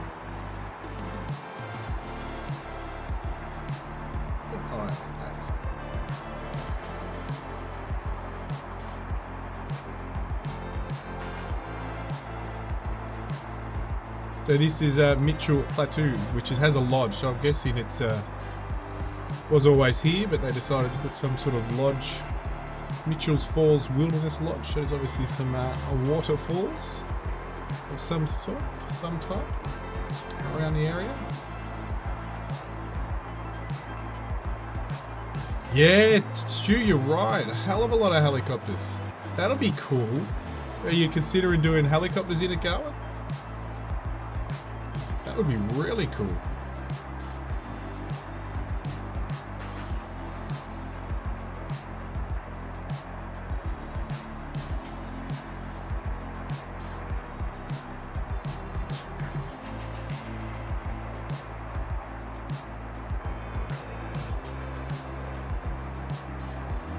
A little while away.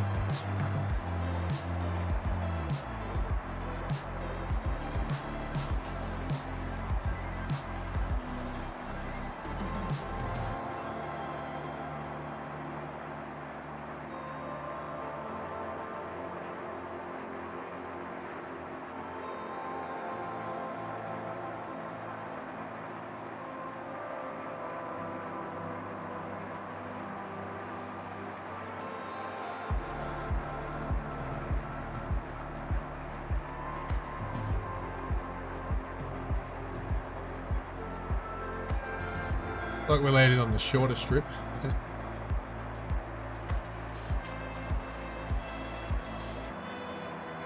What is the shorter strip? Let's have a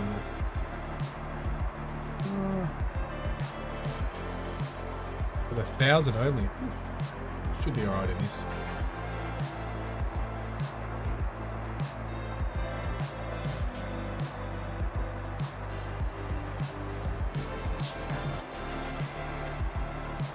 Seven knots of wind.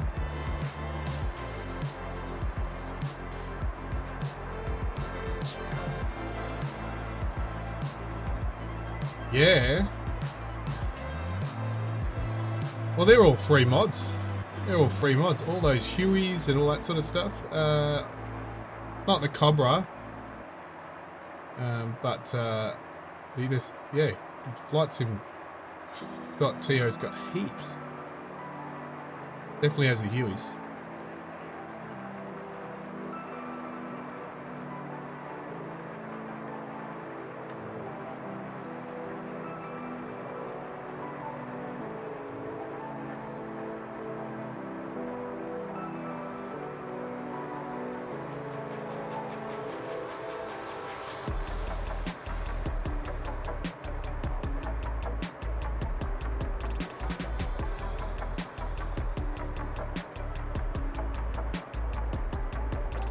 It looks like this is a road, or definitely on my like a road down the middle of this runway.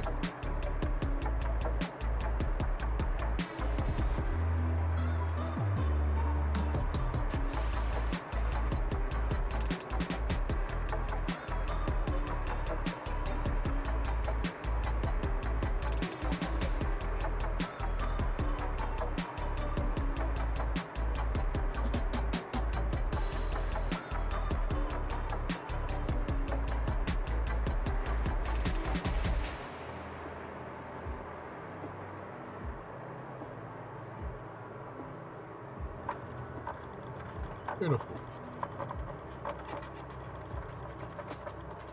Oh, there's a few aircraft here. Here we go. Oh, speaking of the Newport, I think the Newport's sitting over there. Let's go check it out before we take off. Oh, here we go. Garwin's come in. A little bit bumpy, but he's alright. He survived. That's all that matters. Alright, we'll taxi back and, yeah, it's the Newport. Haha. How about that? AC-130 gunship.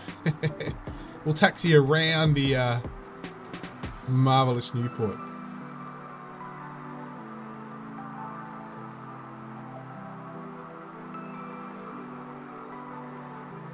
Actually, the guns function on this. You can actually shoot the guns.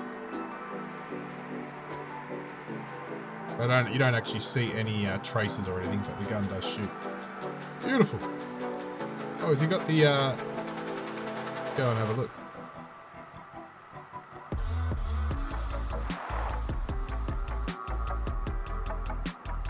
There you go. That's the Newport. Beautiful. So, yeah, I might fly that. I like it. The Castrol fuel. Look at that. Nice. Alright, back. Let's go taxi off for a departure.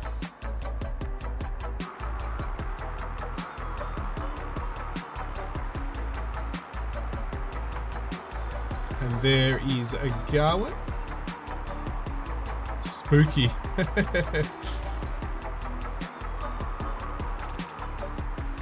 The Spectre. Alright.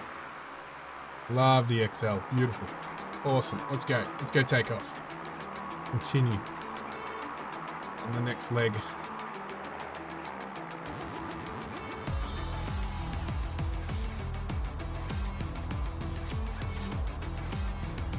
You can on the triplane? Oh, awesome. I don't think I've tried to shoot the one on the Fokker, the Red Baron.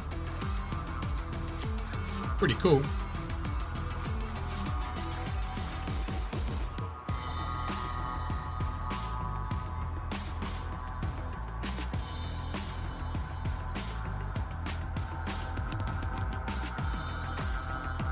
And here, Stu is coming up. There he is. We'll see Stu take off.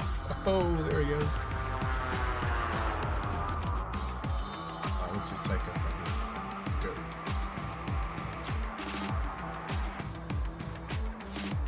On the other half of the runway.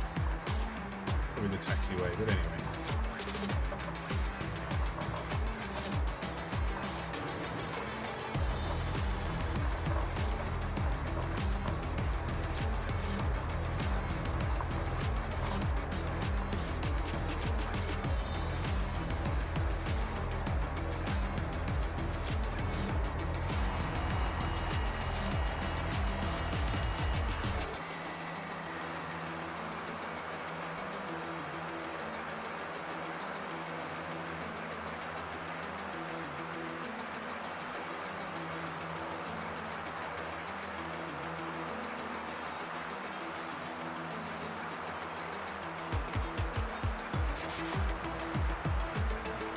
Alright, back to flight plan. Heading over to another island, I think we are now. Just going to try to hand control this and work out where we're going. Way over far. We're going to go back now. We are heading towards Troughton Island. We'll stick at 5,000.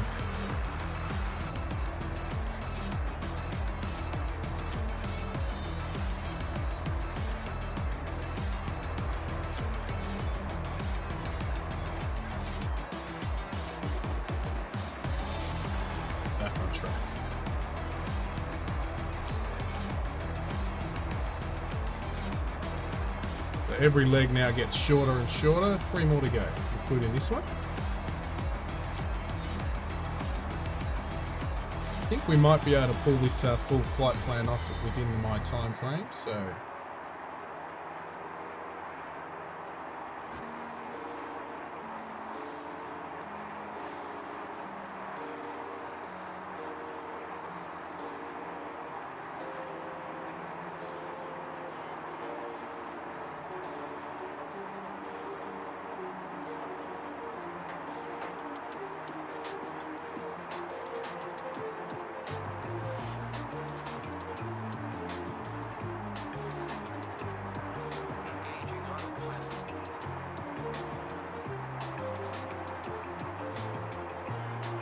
Change altitude to 5.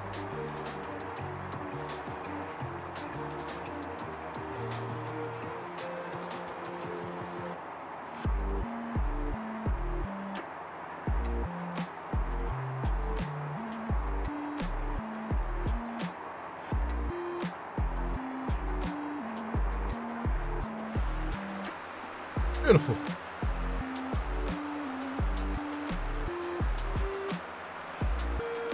Shoot, now the only real issue I have with the velocity is with my rudders. I can't push them both at the same time, so I can't use air brake. Oh!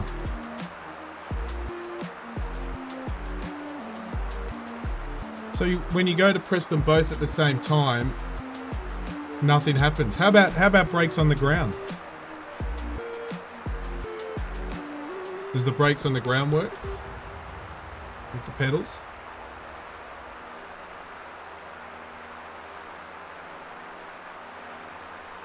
You probably got to link both, don't you? The pedals to both triggers.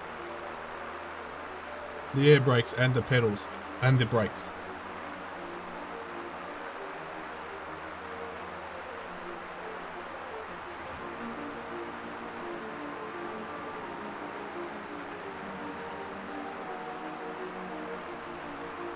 So ETA to this. So this is our next, our second biggest leg, and this is going to be about 20 minutes.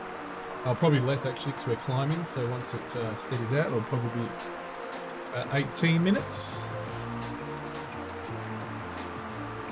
It'll be interesting when we get to Berkeley Lodge because that is a free modded airport I've got in from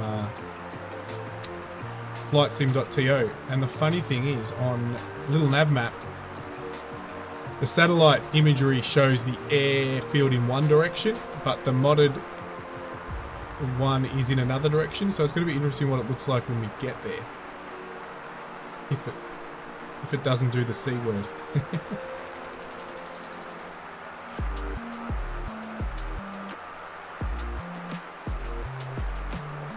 Now we're about to hit altitude of 5,000. Darwin's in the XL. Ooh, that flipped around. Where else we got? There's Stu still down there in the C90. Running at 50% throttle for the full flight.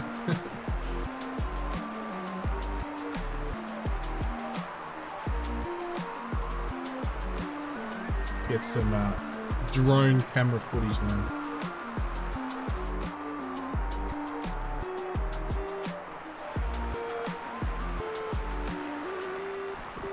Go check these guys out. Get there fast enough. We're on high speed.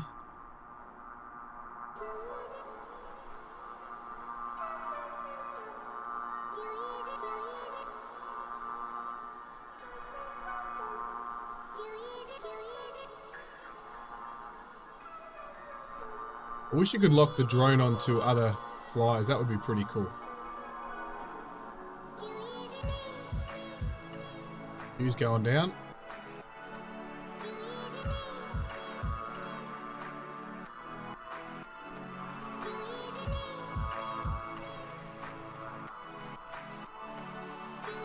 We'll get there. I don't have the drone on too high. There he is.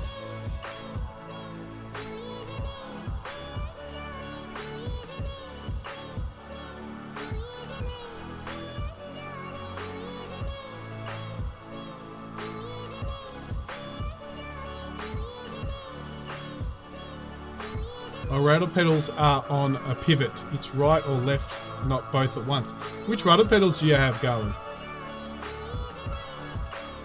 I've got cheapies, but I'm going to upgrade. I'm going to definitely upgrade over the next couple of months.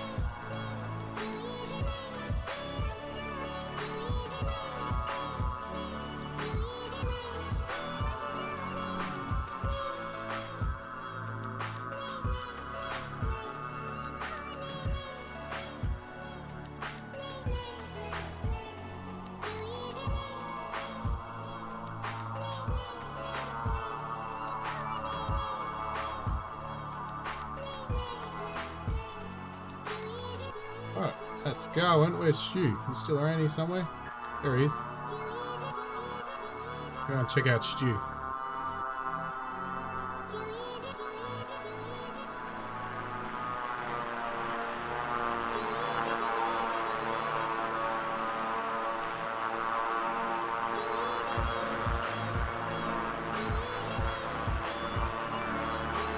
Right or left, not both at once. Logitech. My rudder pedals are on a pivot. Ah, okay.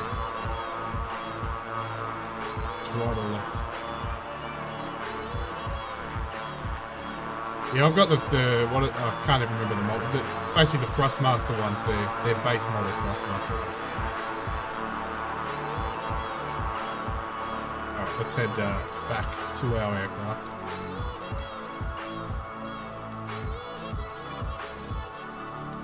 Darwin's going to do some low ball flying over there. There we go. Nearly at halfway mark of this leg.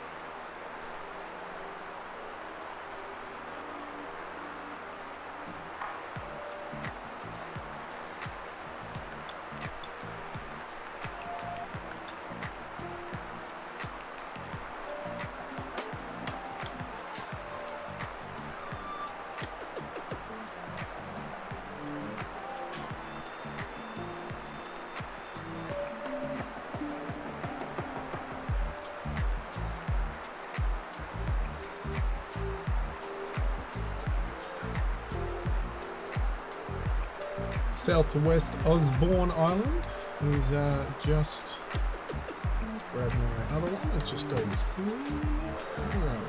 There it is. Again, some spectacular beaches. Then we've got Middle Osborne.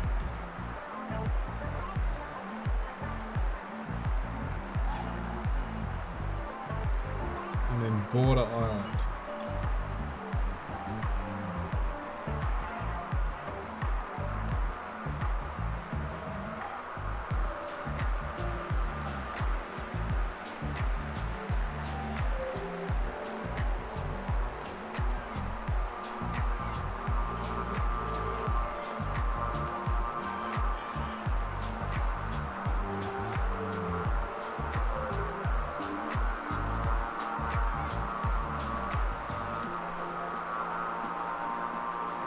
Mashing this leg out, which is good. Couple of really small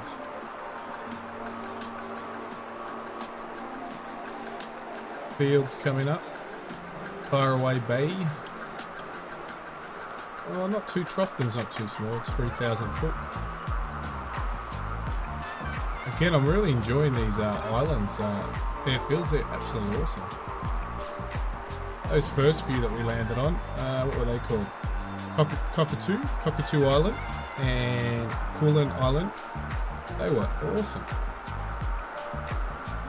I'm very surprised that Coolin Island, I'm going to Google this after the flight, but it has a mine on it. Obviously they've found some good minerals or something on there, because that wouldn't be very good environmentally wise, sitting out on an island there. They've basically taken the whole island over as a mine. Ripped everything out.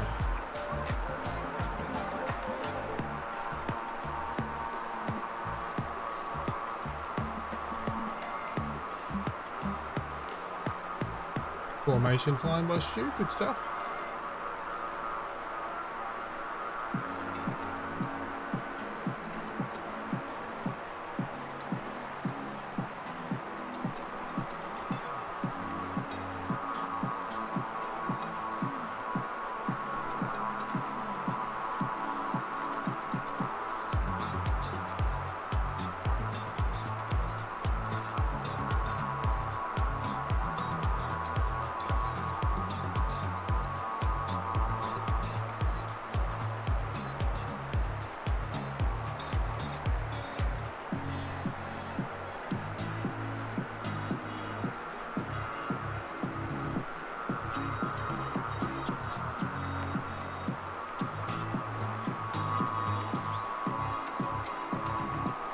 Now 10 minutes out from Troughton.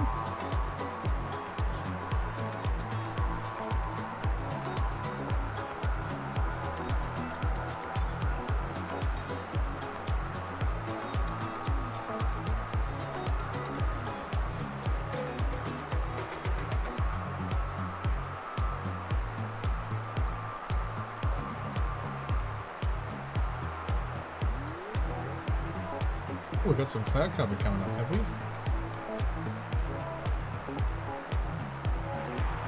Just very small amount.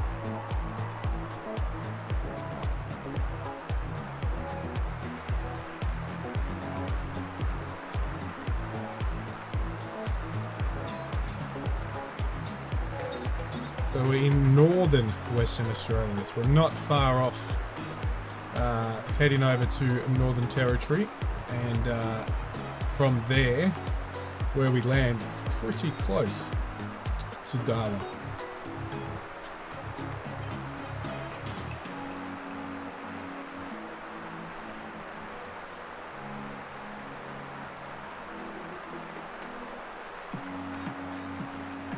And just over here, don't need to fly too far, I can tell you how long the flight would be. Just over there is East Timor. Oh, it's actually probably more in that direction. East Timor, which would be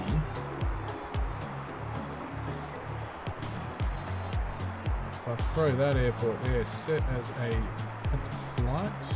Yep. I can tell you. Is about, from where we are, or where we're about to land, is 272 nautical miles to get over to East Timor. So it's not very far when you think about it.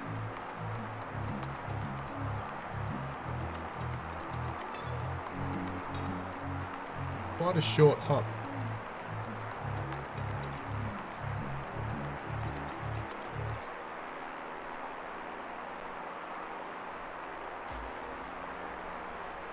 It's a lot shorter to get to Papua New Guinea though from northern Queensland. Well, there's a few islands to hop over and then you're pretty much there. So, but still, East Timor, it shows it's not too far. So it seems that Tesla cars are all over South Florida. They got wet with salt water, bursting into flame. It was inevitable, wasn't it? Actually, someone like yourself, Garwin, what's your thoughts on all of that? Good to hear. Obviously, it's the future, but obviously, there's going to be a lot of bugs like you've just pointed out. Good evening, Dread. How are ya? Morning for me, but evening for all of you. Yeah, those electric cars. Obviously, in Australia, we're lagging way behind when it comes to electric cars. There's no incentives at all down here to even do it, and the infrastructure for charging is pathetic. I'm still a bit off before buying my next car, but it will be an electric car. But it's not soon. It won't be soon. Just because there's no infrastructure here. But again, I won't be driving very fast, so it's not a biggie. I don't even really need to charge at home. Wouldn't be doing any long trips or anything with it.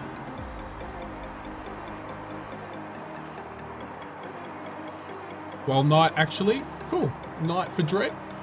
Hope you're doing well. Hope you've had a good weekend. I need to get ready for our next destination, our landing. The cost to the environment of making the batteries, yes, that's exactly right. 100%, Garwin. That's it's like when they say in Australia they're going to shut down all our coal power plants. But where do they store all this renewable energy? Well, battery farms. I love using that word farm. Wind farms, battery farms. So yeah, huge battery storage is going to be needed. And where do those batteries come from? I'll tell you where their batteries come from. Right here. We're becoming one of the major lithium providers in the world. Will be Australia. There's a lot of exploration going on at the moment. There's only a few reasonably productive mines, but within the next 5 years to 10 years, we will be one of the world major lithium suppliers, and a lot of other resources to go with that. And it's going to come from here, Australia. So a lot of those batteries that you'll have will have something from Australia in it. There you go.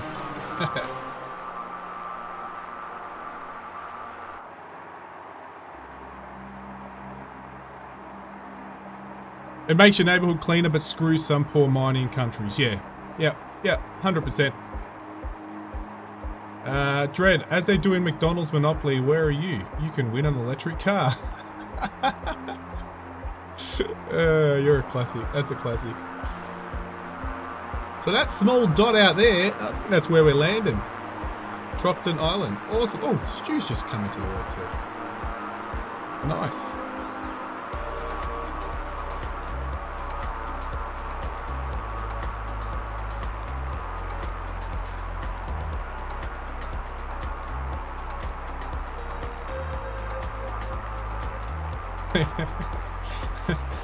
That's right. We export it. 100%.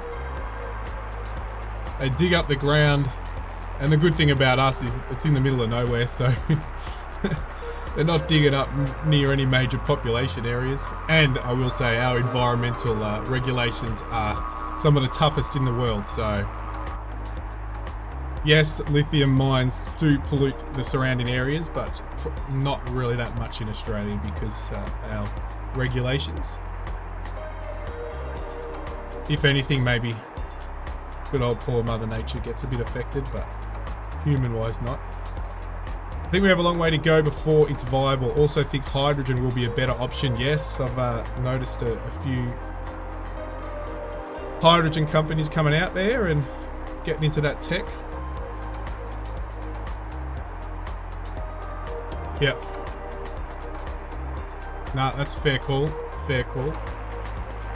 Probably haven't looked enough myself into hydrogen and where it's at. But I know there's a couple of startups in Australia around that thing, around hydrogen. So, and actually in Western Australia, there's a couple, and I think in Queensland there's a couple. We better start descending, hey?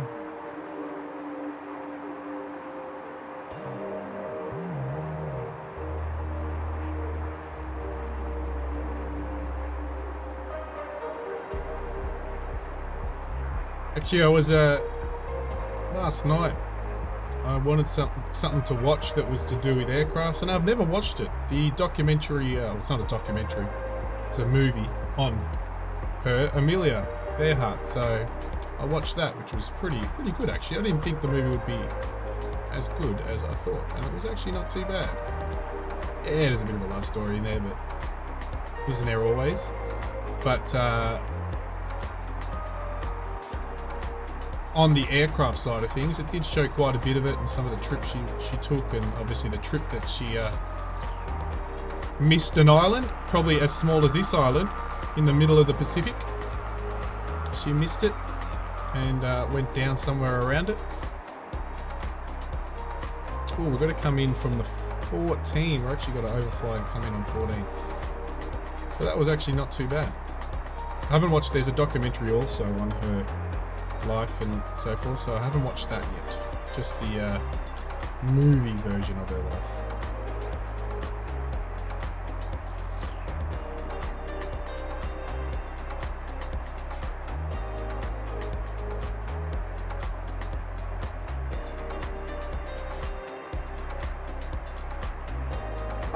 Mickey the Savage! Hey everyone!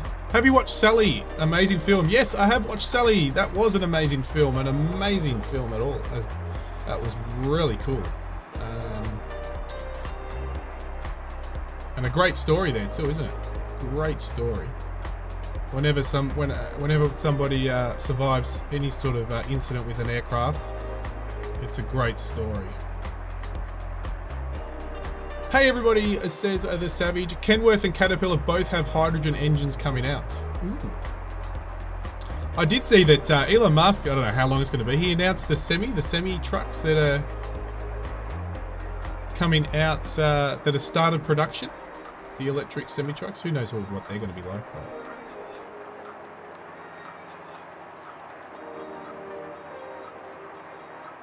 I'm looking at my top screen because the chat's it's more live on my top screen than my bottom screen.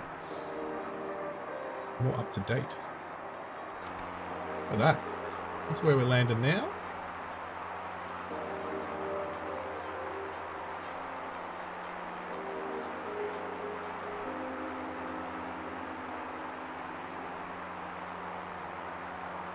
Hydrogen fuel.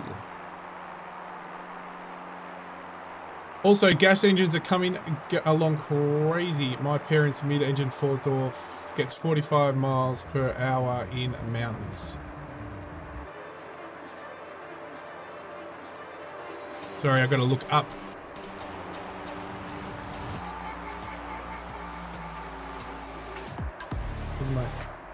There it is now. It's updating. It's weird.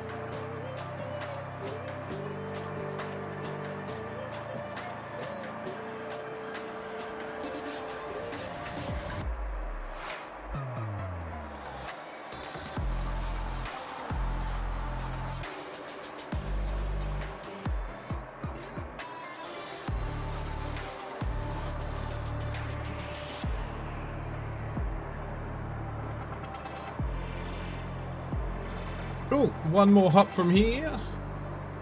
One couple of small hops from here, and we're home.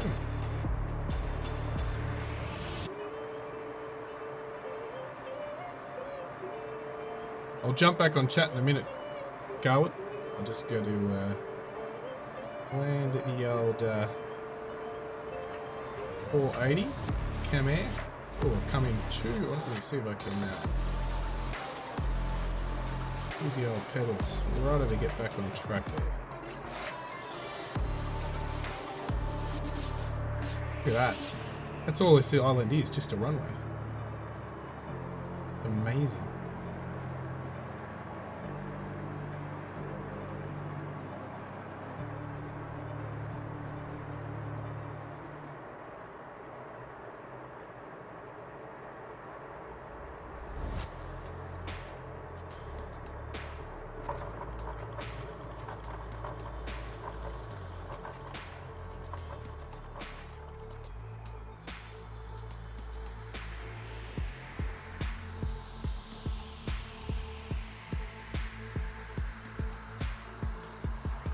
Start taxing straight back. 48% fuel. Yeah, we're doing the whole lot with the fuel that we've got. Beautiful. Nice. Beautiful. Garwin's down. Let's just head straight in so we can get the flight done. Bumpy landing. Yeah, my landing was a little bumpy. I agree. I agree. They said they wanted speed. They said they wanted power. Stu could have, if he was at 80 or 90% power, Stu could have done this flight within like an hour compared to us, which is about double. All right, so 2 shorter legs, 1 reasonable, 1 super short, and we're home. Sweet home. Always try to do 2.5, 3 hours per stream, and we're on target for that one today. And that was with about a 15-minute sit down, restart, trying to fix our autopilot issues.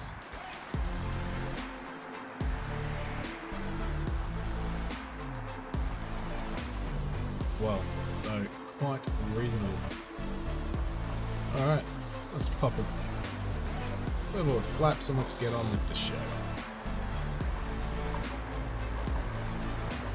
You bounce back. I did see the bouncing, but I also I didn't bounce, but my nose came down. I didn't really land on all wheels. I smashed down that nose. A lonely tree at the end of the runway.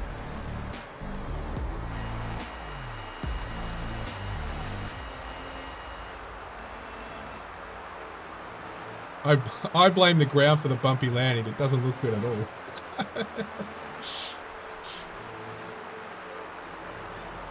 Alright. Let's just grab that. Grab altitude. Grab a nav. And we're going to go back up to 5,000.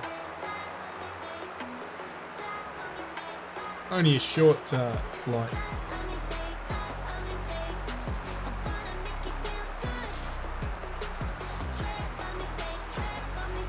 And Stu's up in the air as well.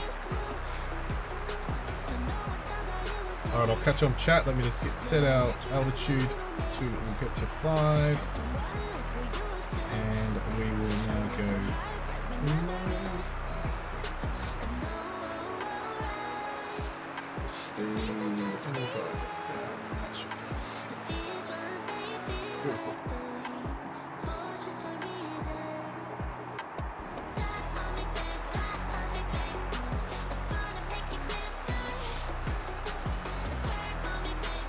Alright, this is the last part of our over water flight. Alright, there we are with chat now. Alright, so Stu was talking about beer power. So that's why he put... Well, then you got to do this, Stu, for beer power, don't you? Is it this one or are they both beer? There's that one.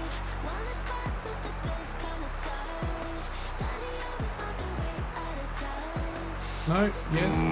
Yeah. Beer. I don't know if this one... Is this one beer too? Can't remember. Can't remember. I've got a 3. I'm going to drink a lot of beer and stay out all night.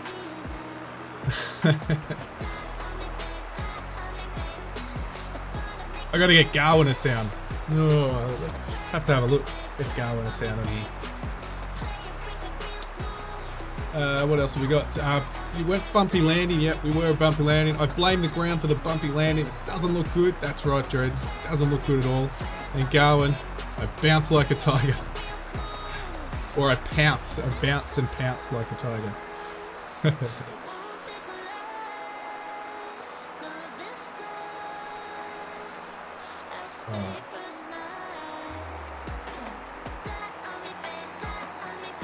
So we're on live weather. As you can see, it's absolutely gorgeous in northern Western Australia, and it is only 5 knots of wind heading up from the south.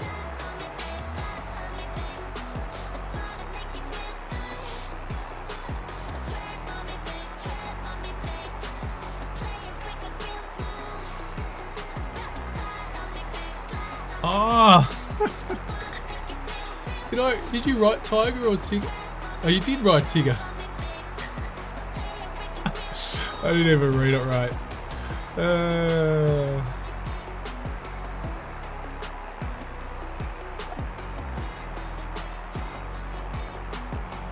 Because the screen up the top is really far away. And because I've been watching that, because it's got, the chat seems to be a little bit more updated than my other screen.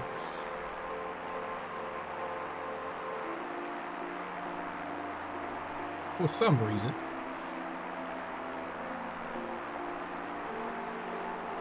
I'm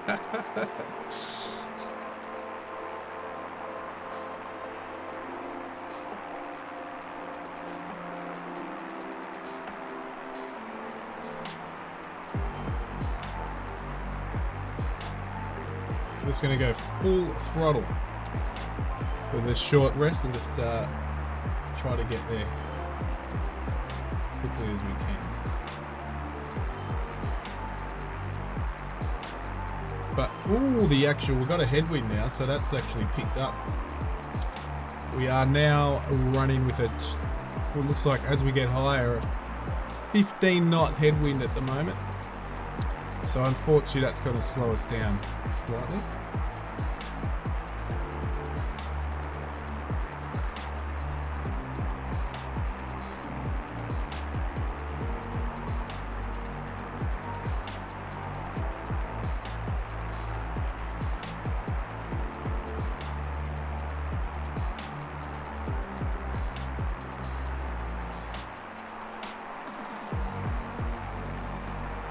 Oh, I got to check the beaches out coming up here. Looks pretty stunning.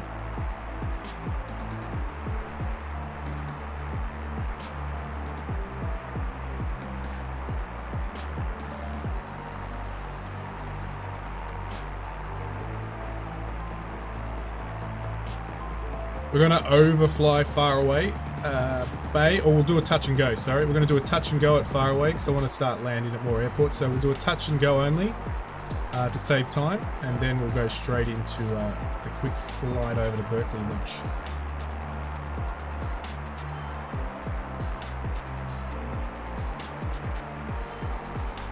Faraway Bay is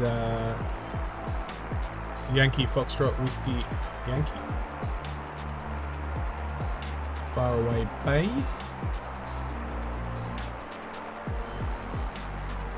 Like there's some sort of accommodation over there, some on the beach at Faraway Bay. It's the only thing there.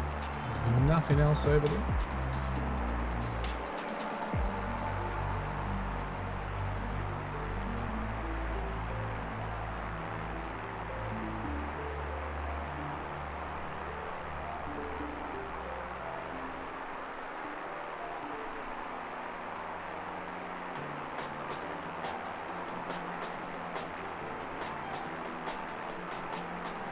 .16 knot headwind now. That slowed us down a little, didn't it? 15 minutes till the next Faraway Bay.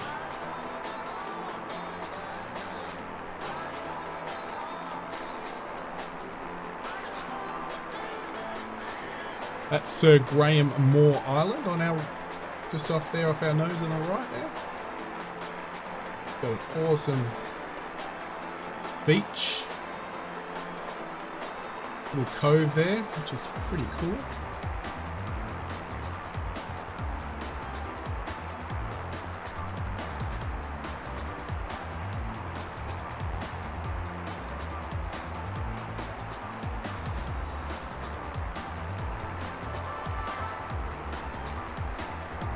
Thank you everyone for the 14 likes.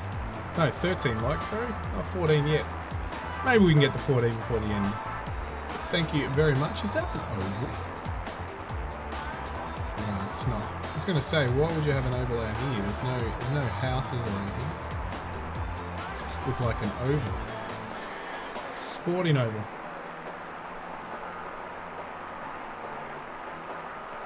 Here's someone off my wing here. Get out. Going in low. Probably a good idea. There's probably less wind down there than up where I am. Let's drop down to 4 and see if we can get less wind.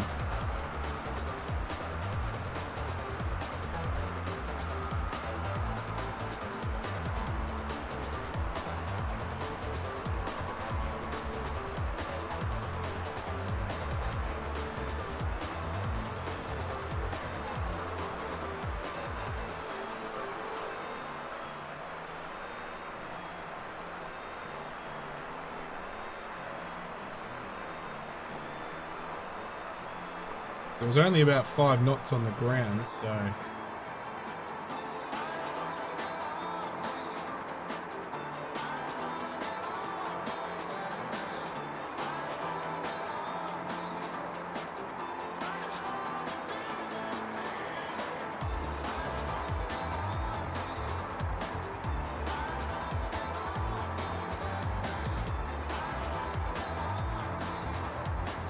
Yep, less wind. At 4,000.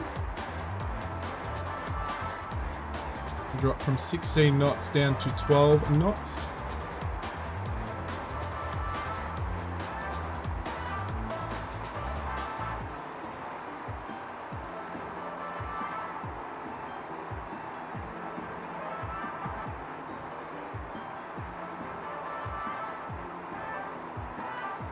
And now down to 10 knots. There you go.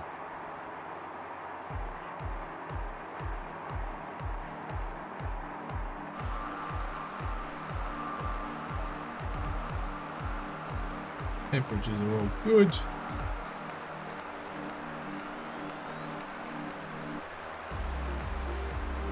Must be something wrong with my... Oh, no, I did go with full fuel. It's now saying 62% fuel. But I'm sure that was bouncing around before. You're 42. Mine says 62, so I don't know if there was a bug there somewhere. Sandman! Hello, everyone. Good day, Sandman. How are you doing? Great to see you, hear from you. We're on the final legs here. Well, finishing on the second last one. I'm not far away now. And we're flying with Stu and Garwin. Stu's still got 42% fuel. I seem to be having, well, the fuel's at 61%, so I will be fine. But I thought I'd be a lot lower, so I don't know what's going on there.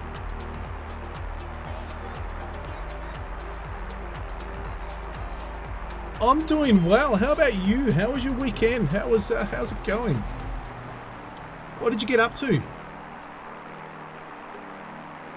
Play games? Play Sims?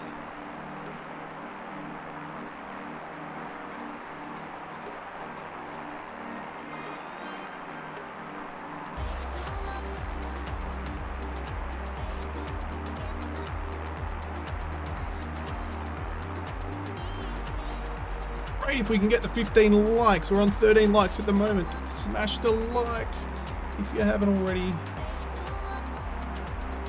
About to cross into mainland Aussie again. Watching some football? Nice.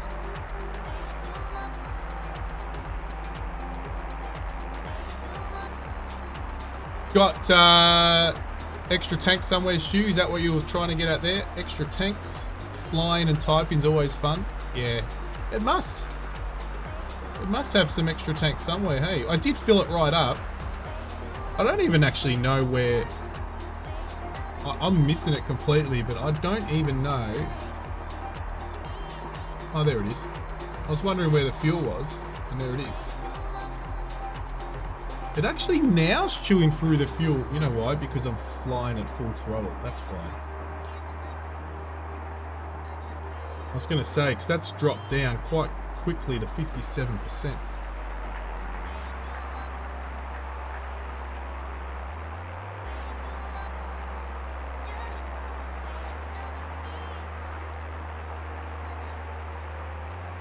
This thing can go forever on fuel. Started at 50%.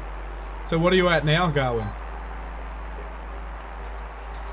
Oh, I've filled mine up. So it probably is right. So, but for some reason, I'm chewing through the juice now.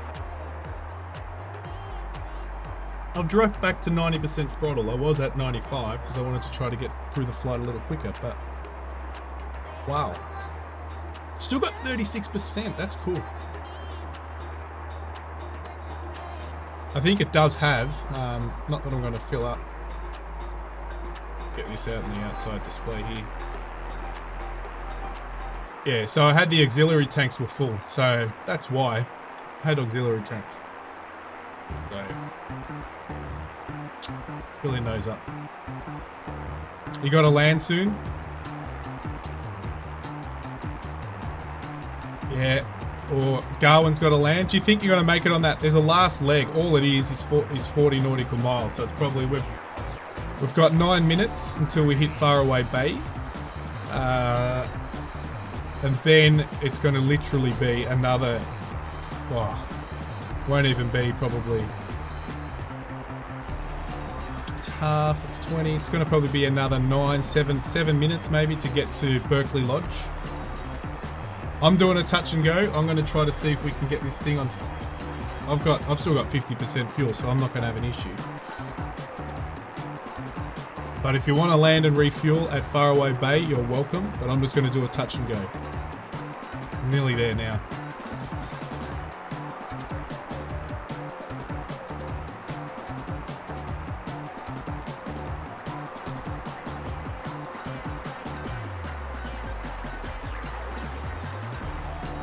You're at 38? Well, Stu, literally, I reckon you'll be fine. But it's up to you if you want to refuel at Faraway Bay. You're more than welcome to.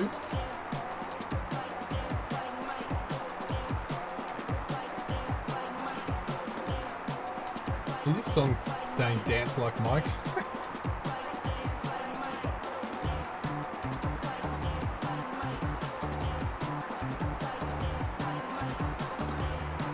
Man says, good day, hi Garwin.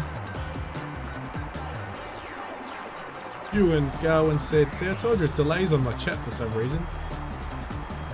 I missed some of this. Stu and Garwin said, good day, Sandman.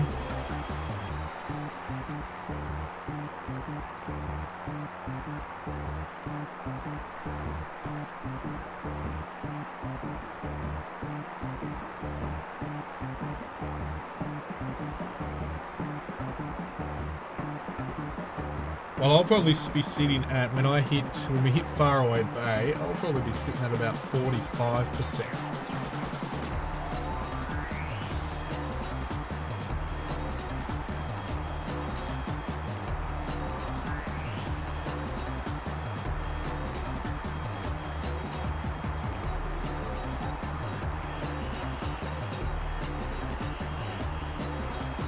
Get some altitude and we can just call in the KC 130. Awesome! In flight refueling by Stu.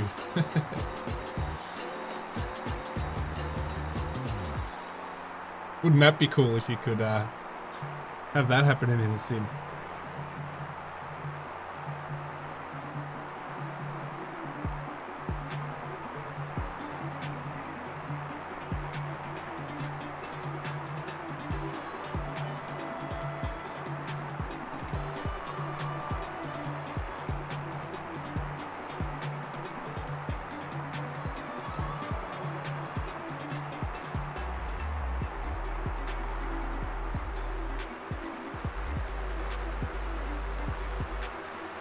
Garwin's chilling back there at low flight, 2,000 feet. What are we at? Still got 10 knots of wind.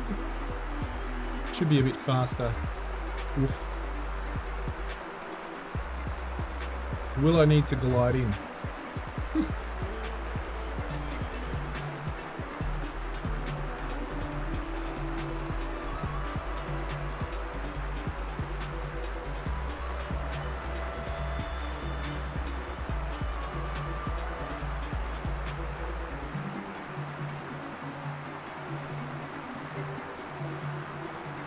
Go down, stuck, go reducing altitude.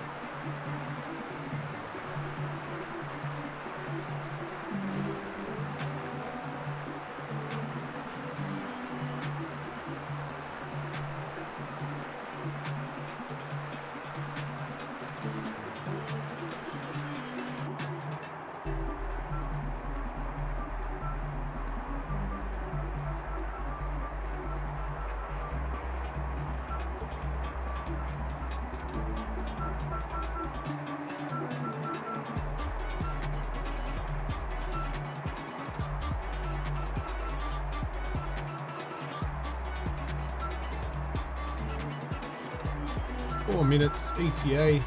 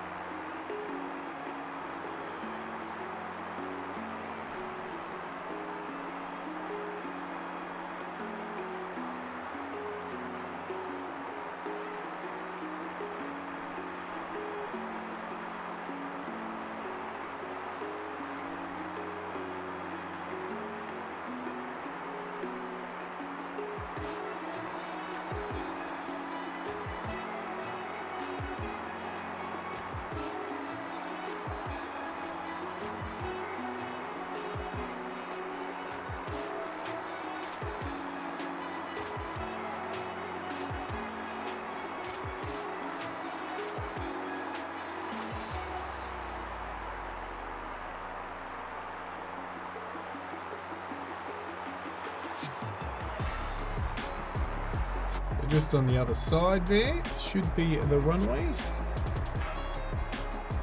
Yeah, see, at 2,000 feet, only 4 knots of wind. I'm going to come in for a straight on approach, touch and go.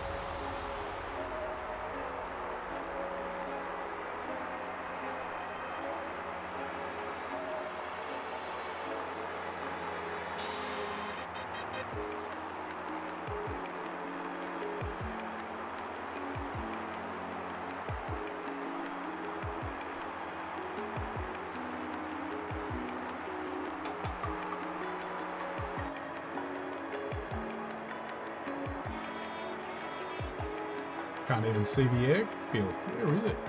I'm following you, Stu. Oh, there it is. Found it. Wow. Pretty sure that's it. That's it. Looks like a road.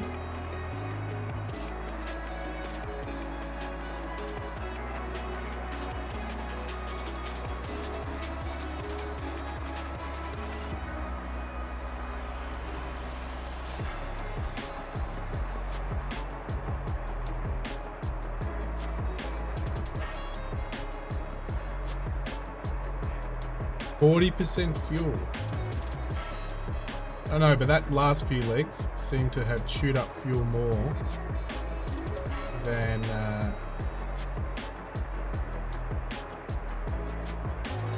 the whole flight.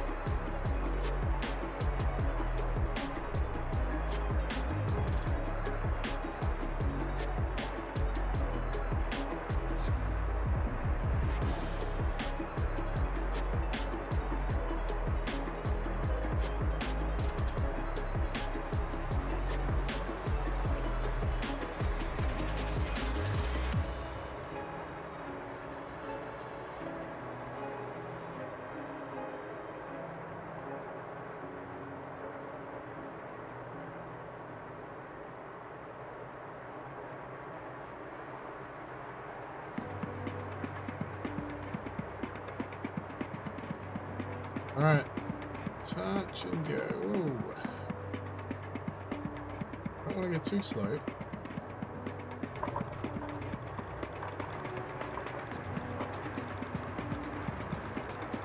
Alright.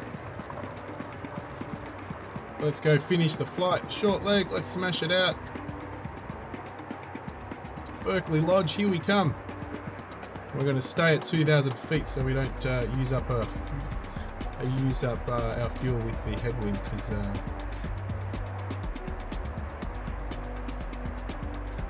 hit the runway too fast. That's what happens.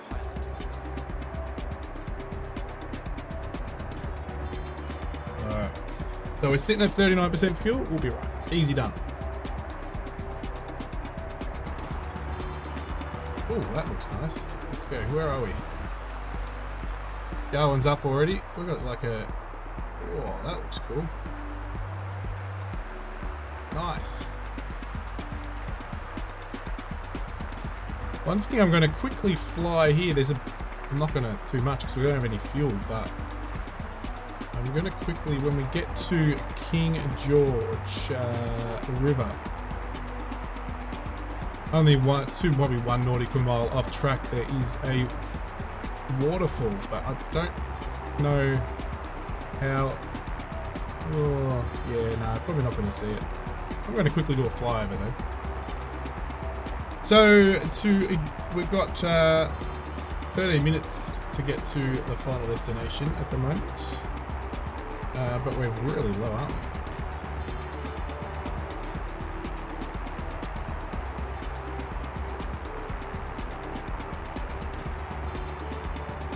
We'll hit let's go to 2,000, so we better go there. In case we've got to glide in.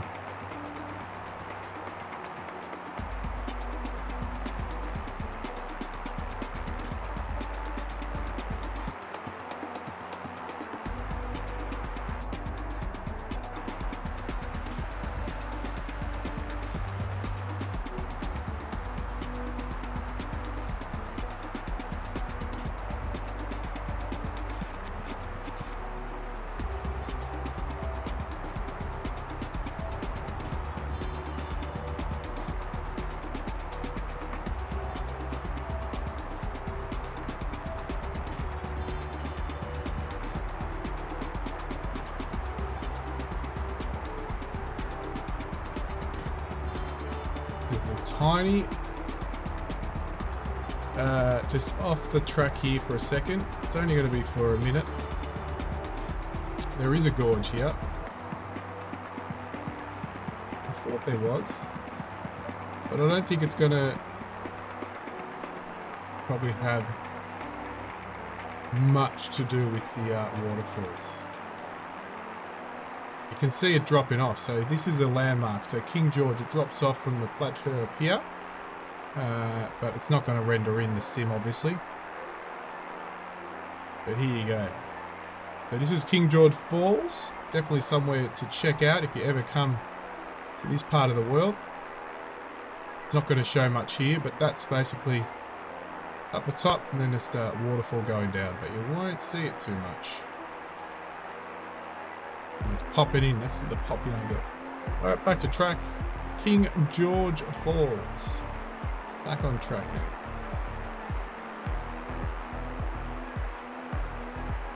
Ooh, that's stunning, nice.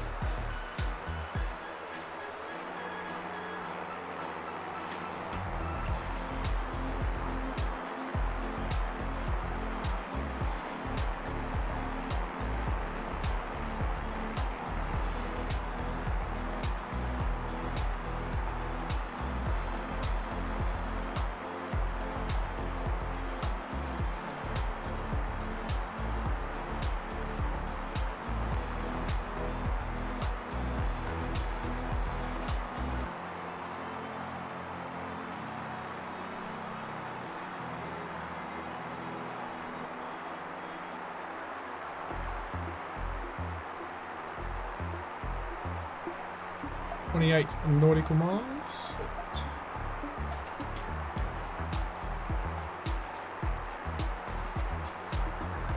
About 9 minutes.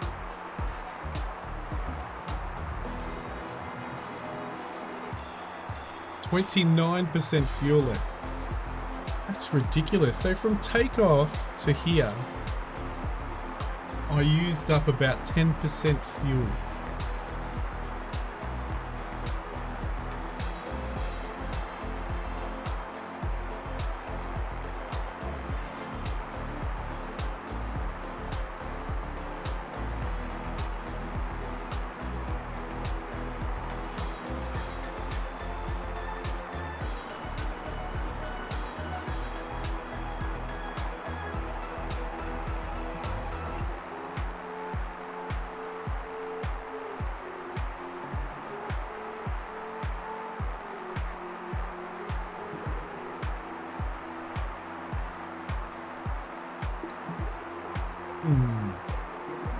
I'm headed up one more, a little bit more altitude, guys, because this fuel situation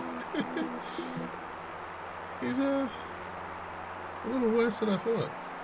We're now down to 27%. It's chewing through it, like a fuel leak. This thing can glide. That's a good thing about it.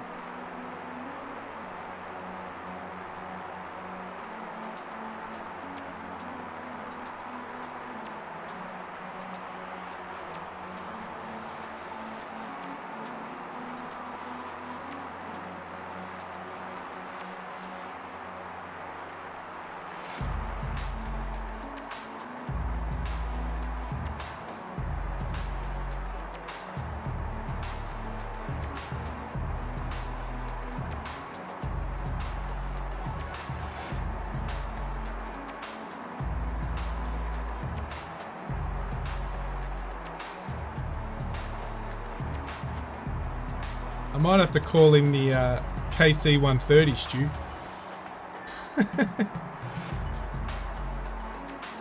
That's a shame. I really thought I'd be alright.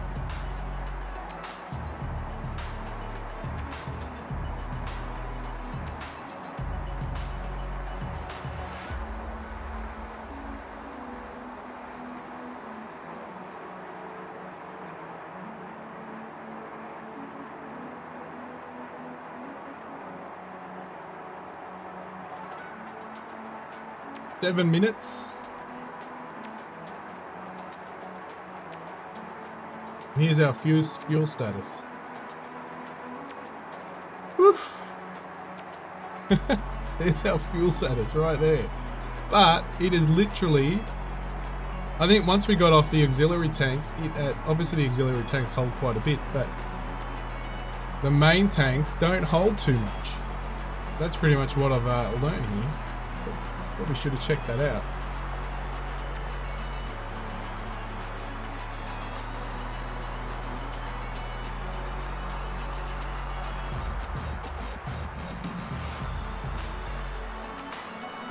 Beautiful place.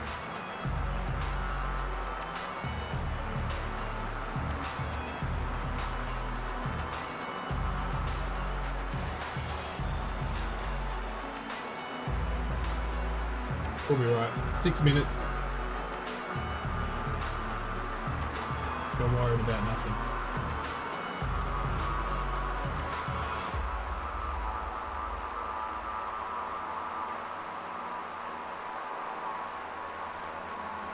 Eight knot headwind at the moment.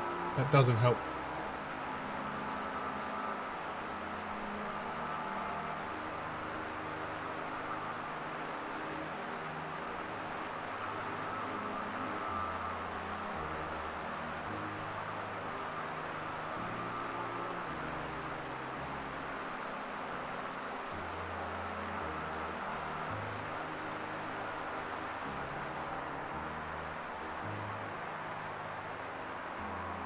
It's going to be interesting what this runway looks like. As I said, I've got a modded aircraft here. Modded airstrip, sorry, airstrip. Modded airstrip here. And the satellite imagery shows the runway in one direction. And the modded airstrip is in another direction. So we could have two runways here. Yep. Hey D's, how you doing, mates? You've come at the end or the last leg. We've literally got, what have we got? 5 minutes. But the good news is, I think I will be right with fuel. But you go and set altitude is live, and that's why I started heading up. But now I'm pretty sure we'll be fine. But on my iPad, on the Sky Elite software, it started coming up as better check your fuel. Highlighted in yellow. It's not red, but it's highlighted in yellow.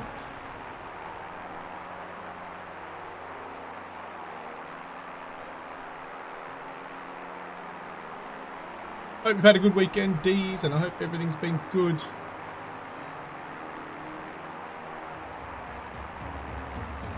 We're in Western Australia. This is actually pretty much the border of Northern Territory, close enough, and Western Australia, because we'll be flying across that border, I think it is, on our next flight. Yeah.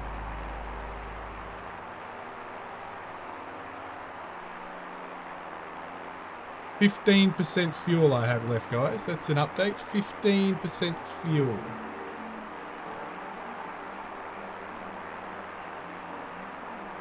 We are exactly 3.5 minutes.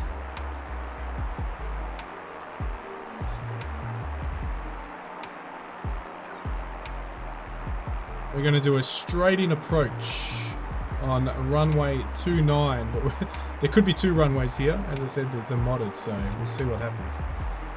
We're not going to stuff around.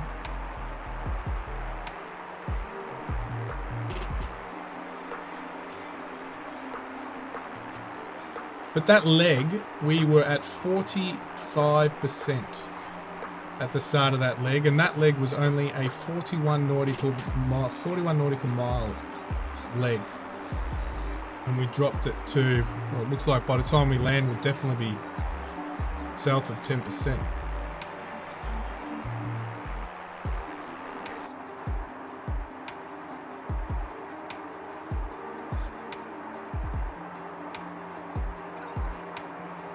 Staying up high until we're a bit closer, just in case we've got a glider in. And now it's dropped down to 12%, so literally 15 to 12%. I don't know if that's a bug or something, but in literally seconds.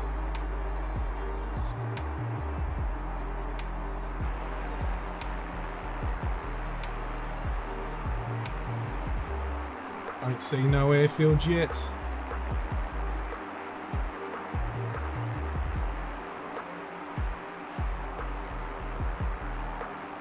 Another nice beach. There you go, and you can land over here at Berkeley Lodge, and there's beaches, beaches, and beaches, and beaches. I don't see no airport though. Airfield, it's not really a port.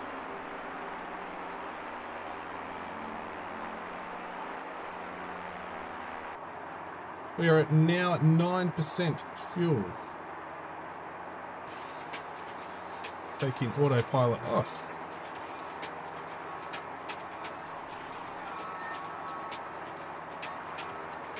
I can see something. That right on the beach there. Yep. All right.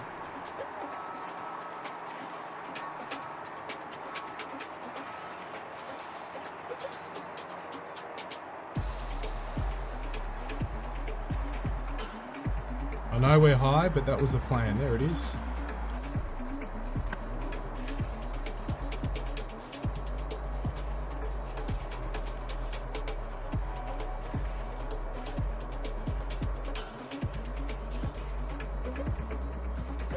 Looks like we made it.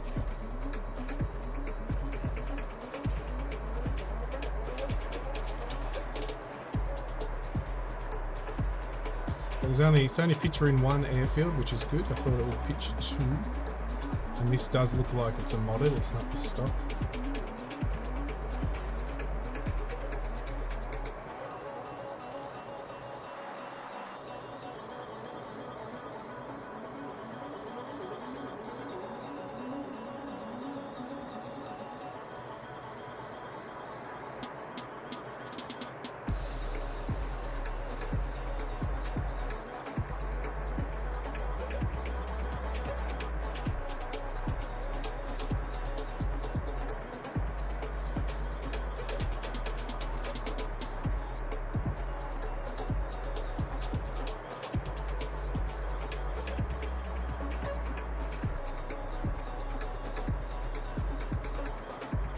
Oh, you don't even see an airport. There you go.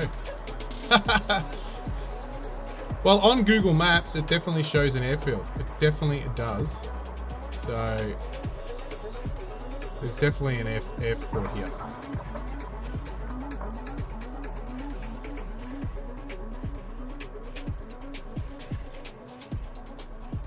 Might not be in the sim in terms of as an identification, but there's definitely an airfield here. It looks like it doesn't look like you don't see the airport either, Stu, do you?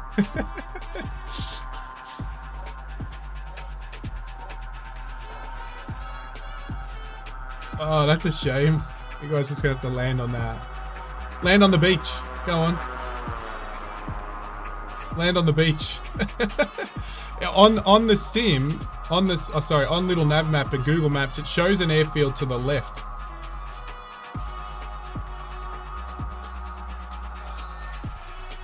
It's even got people in a. It's not too bad.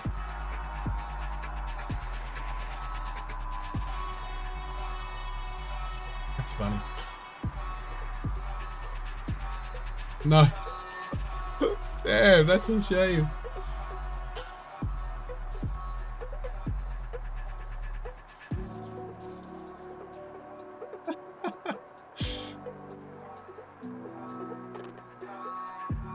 Oh no.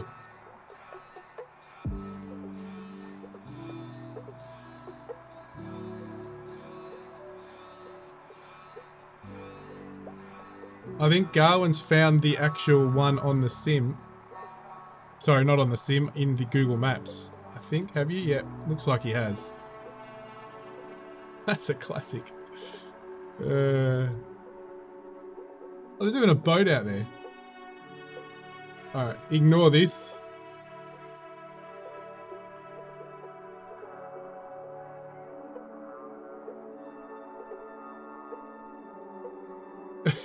Garwin's just going for it. It's a classic. And Stu's gonna go. Stu's just flying a race going as well.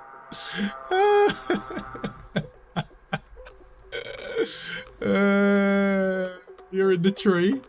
Are you landing on the beach?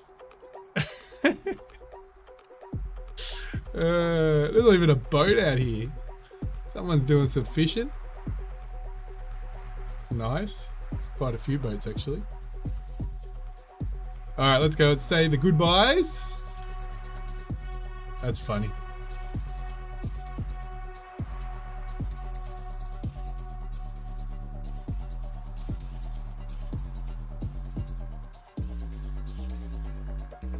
Hey, we're talking about people having a beer. There you go. Look at that.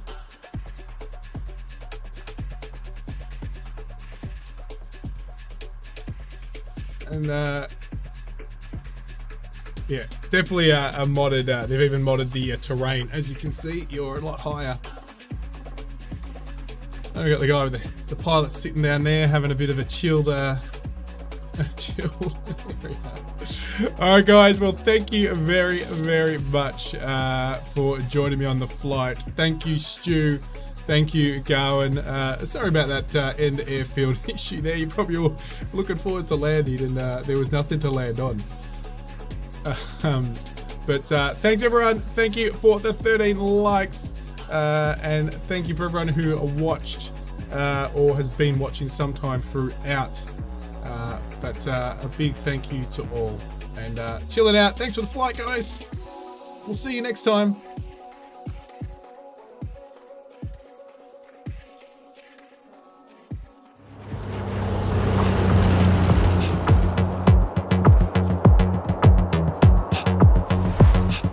Stu hits just in bump face Stu. Beautiful spot though. What a spot to have an airfield, and what a spot to go fishing. Or there's obviously some accommodation down there. Beautiful, beautiful. Love it.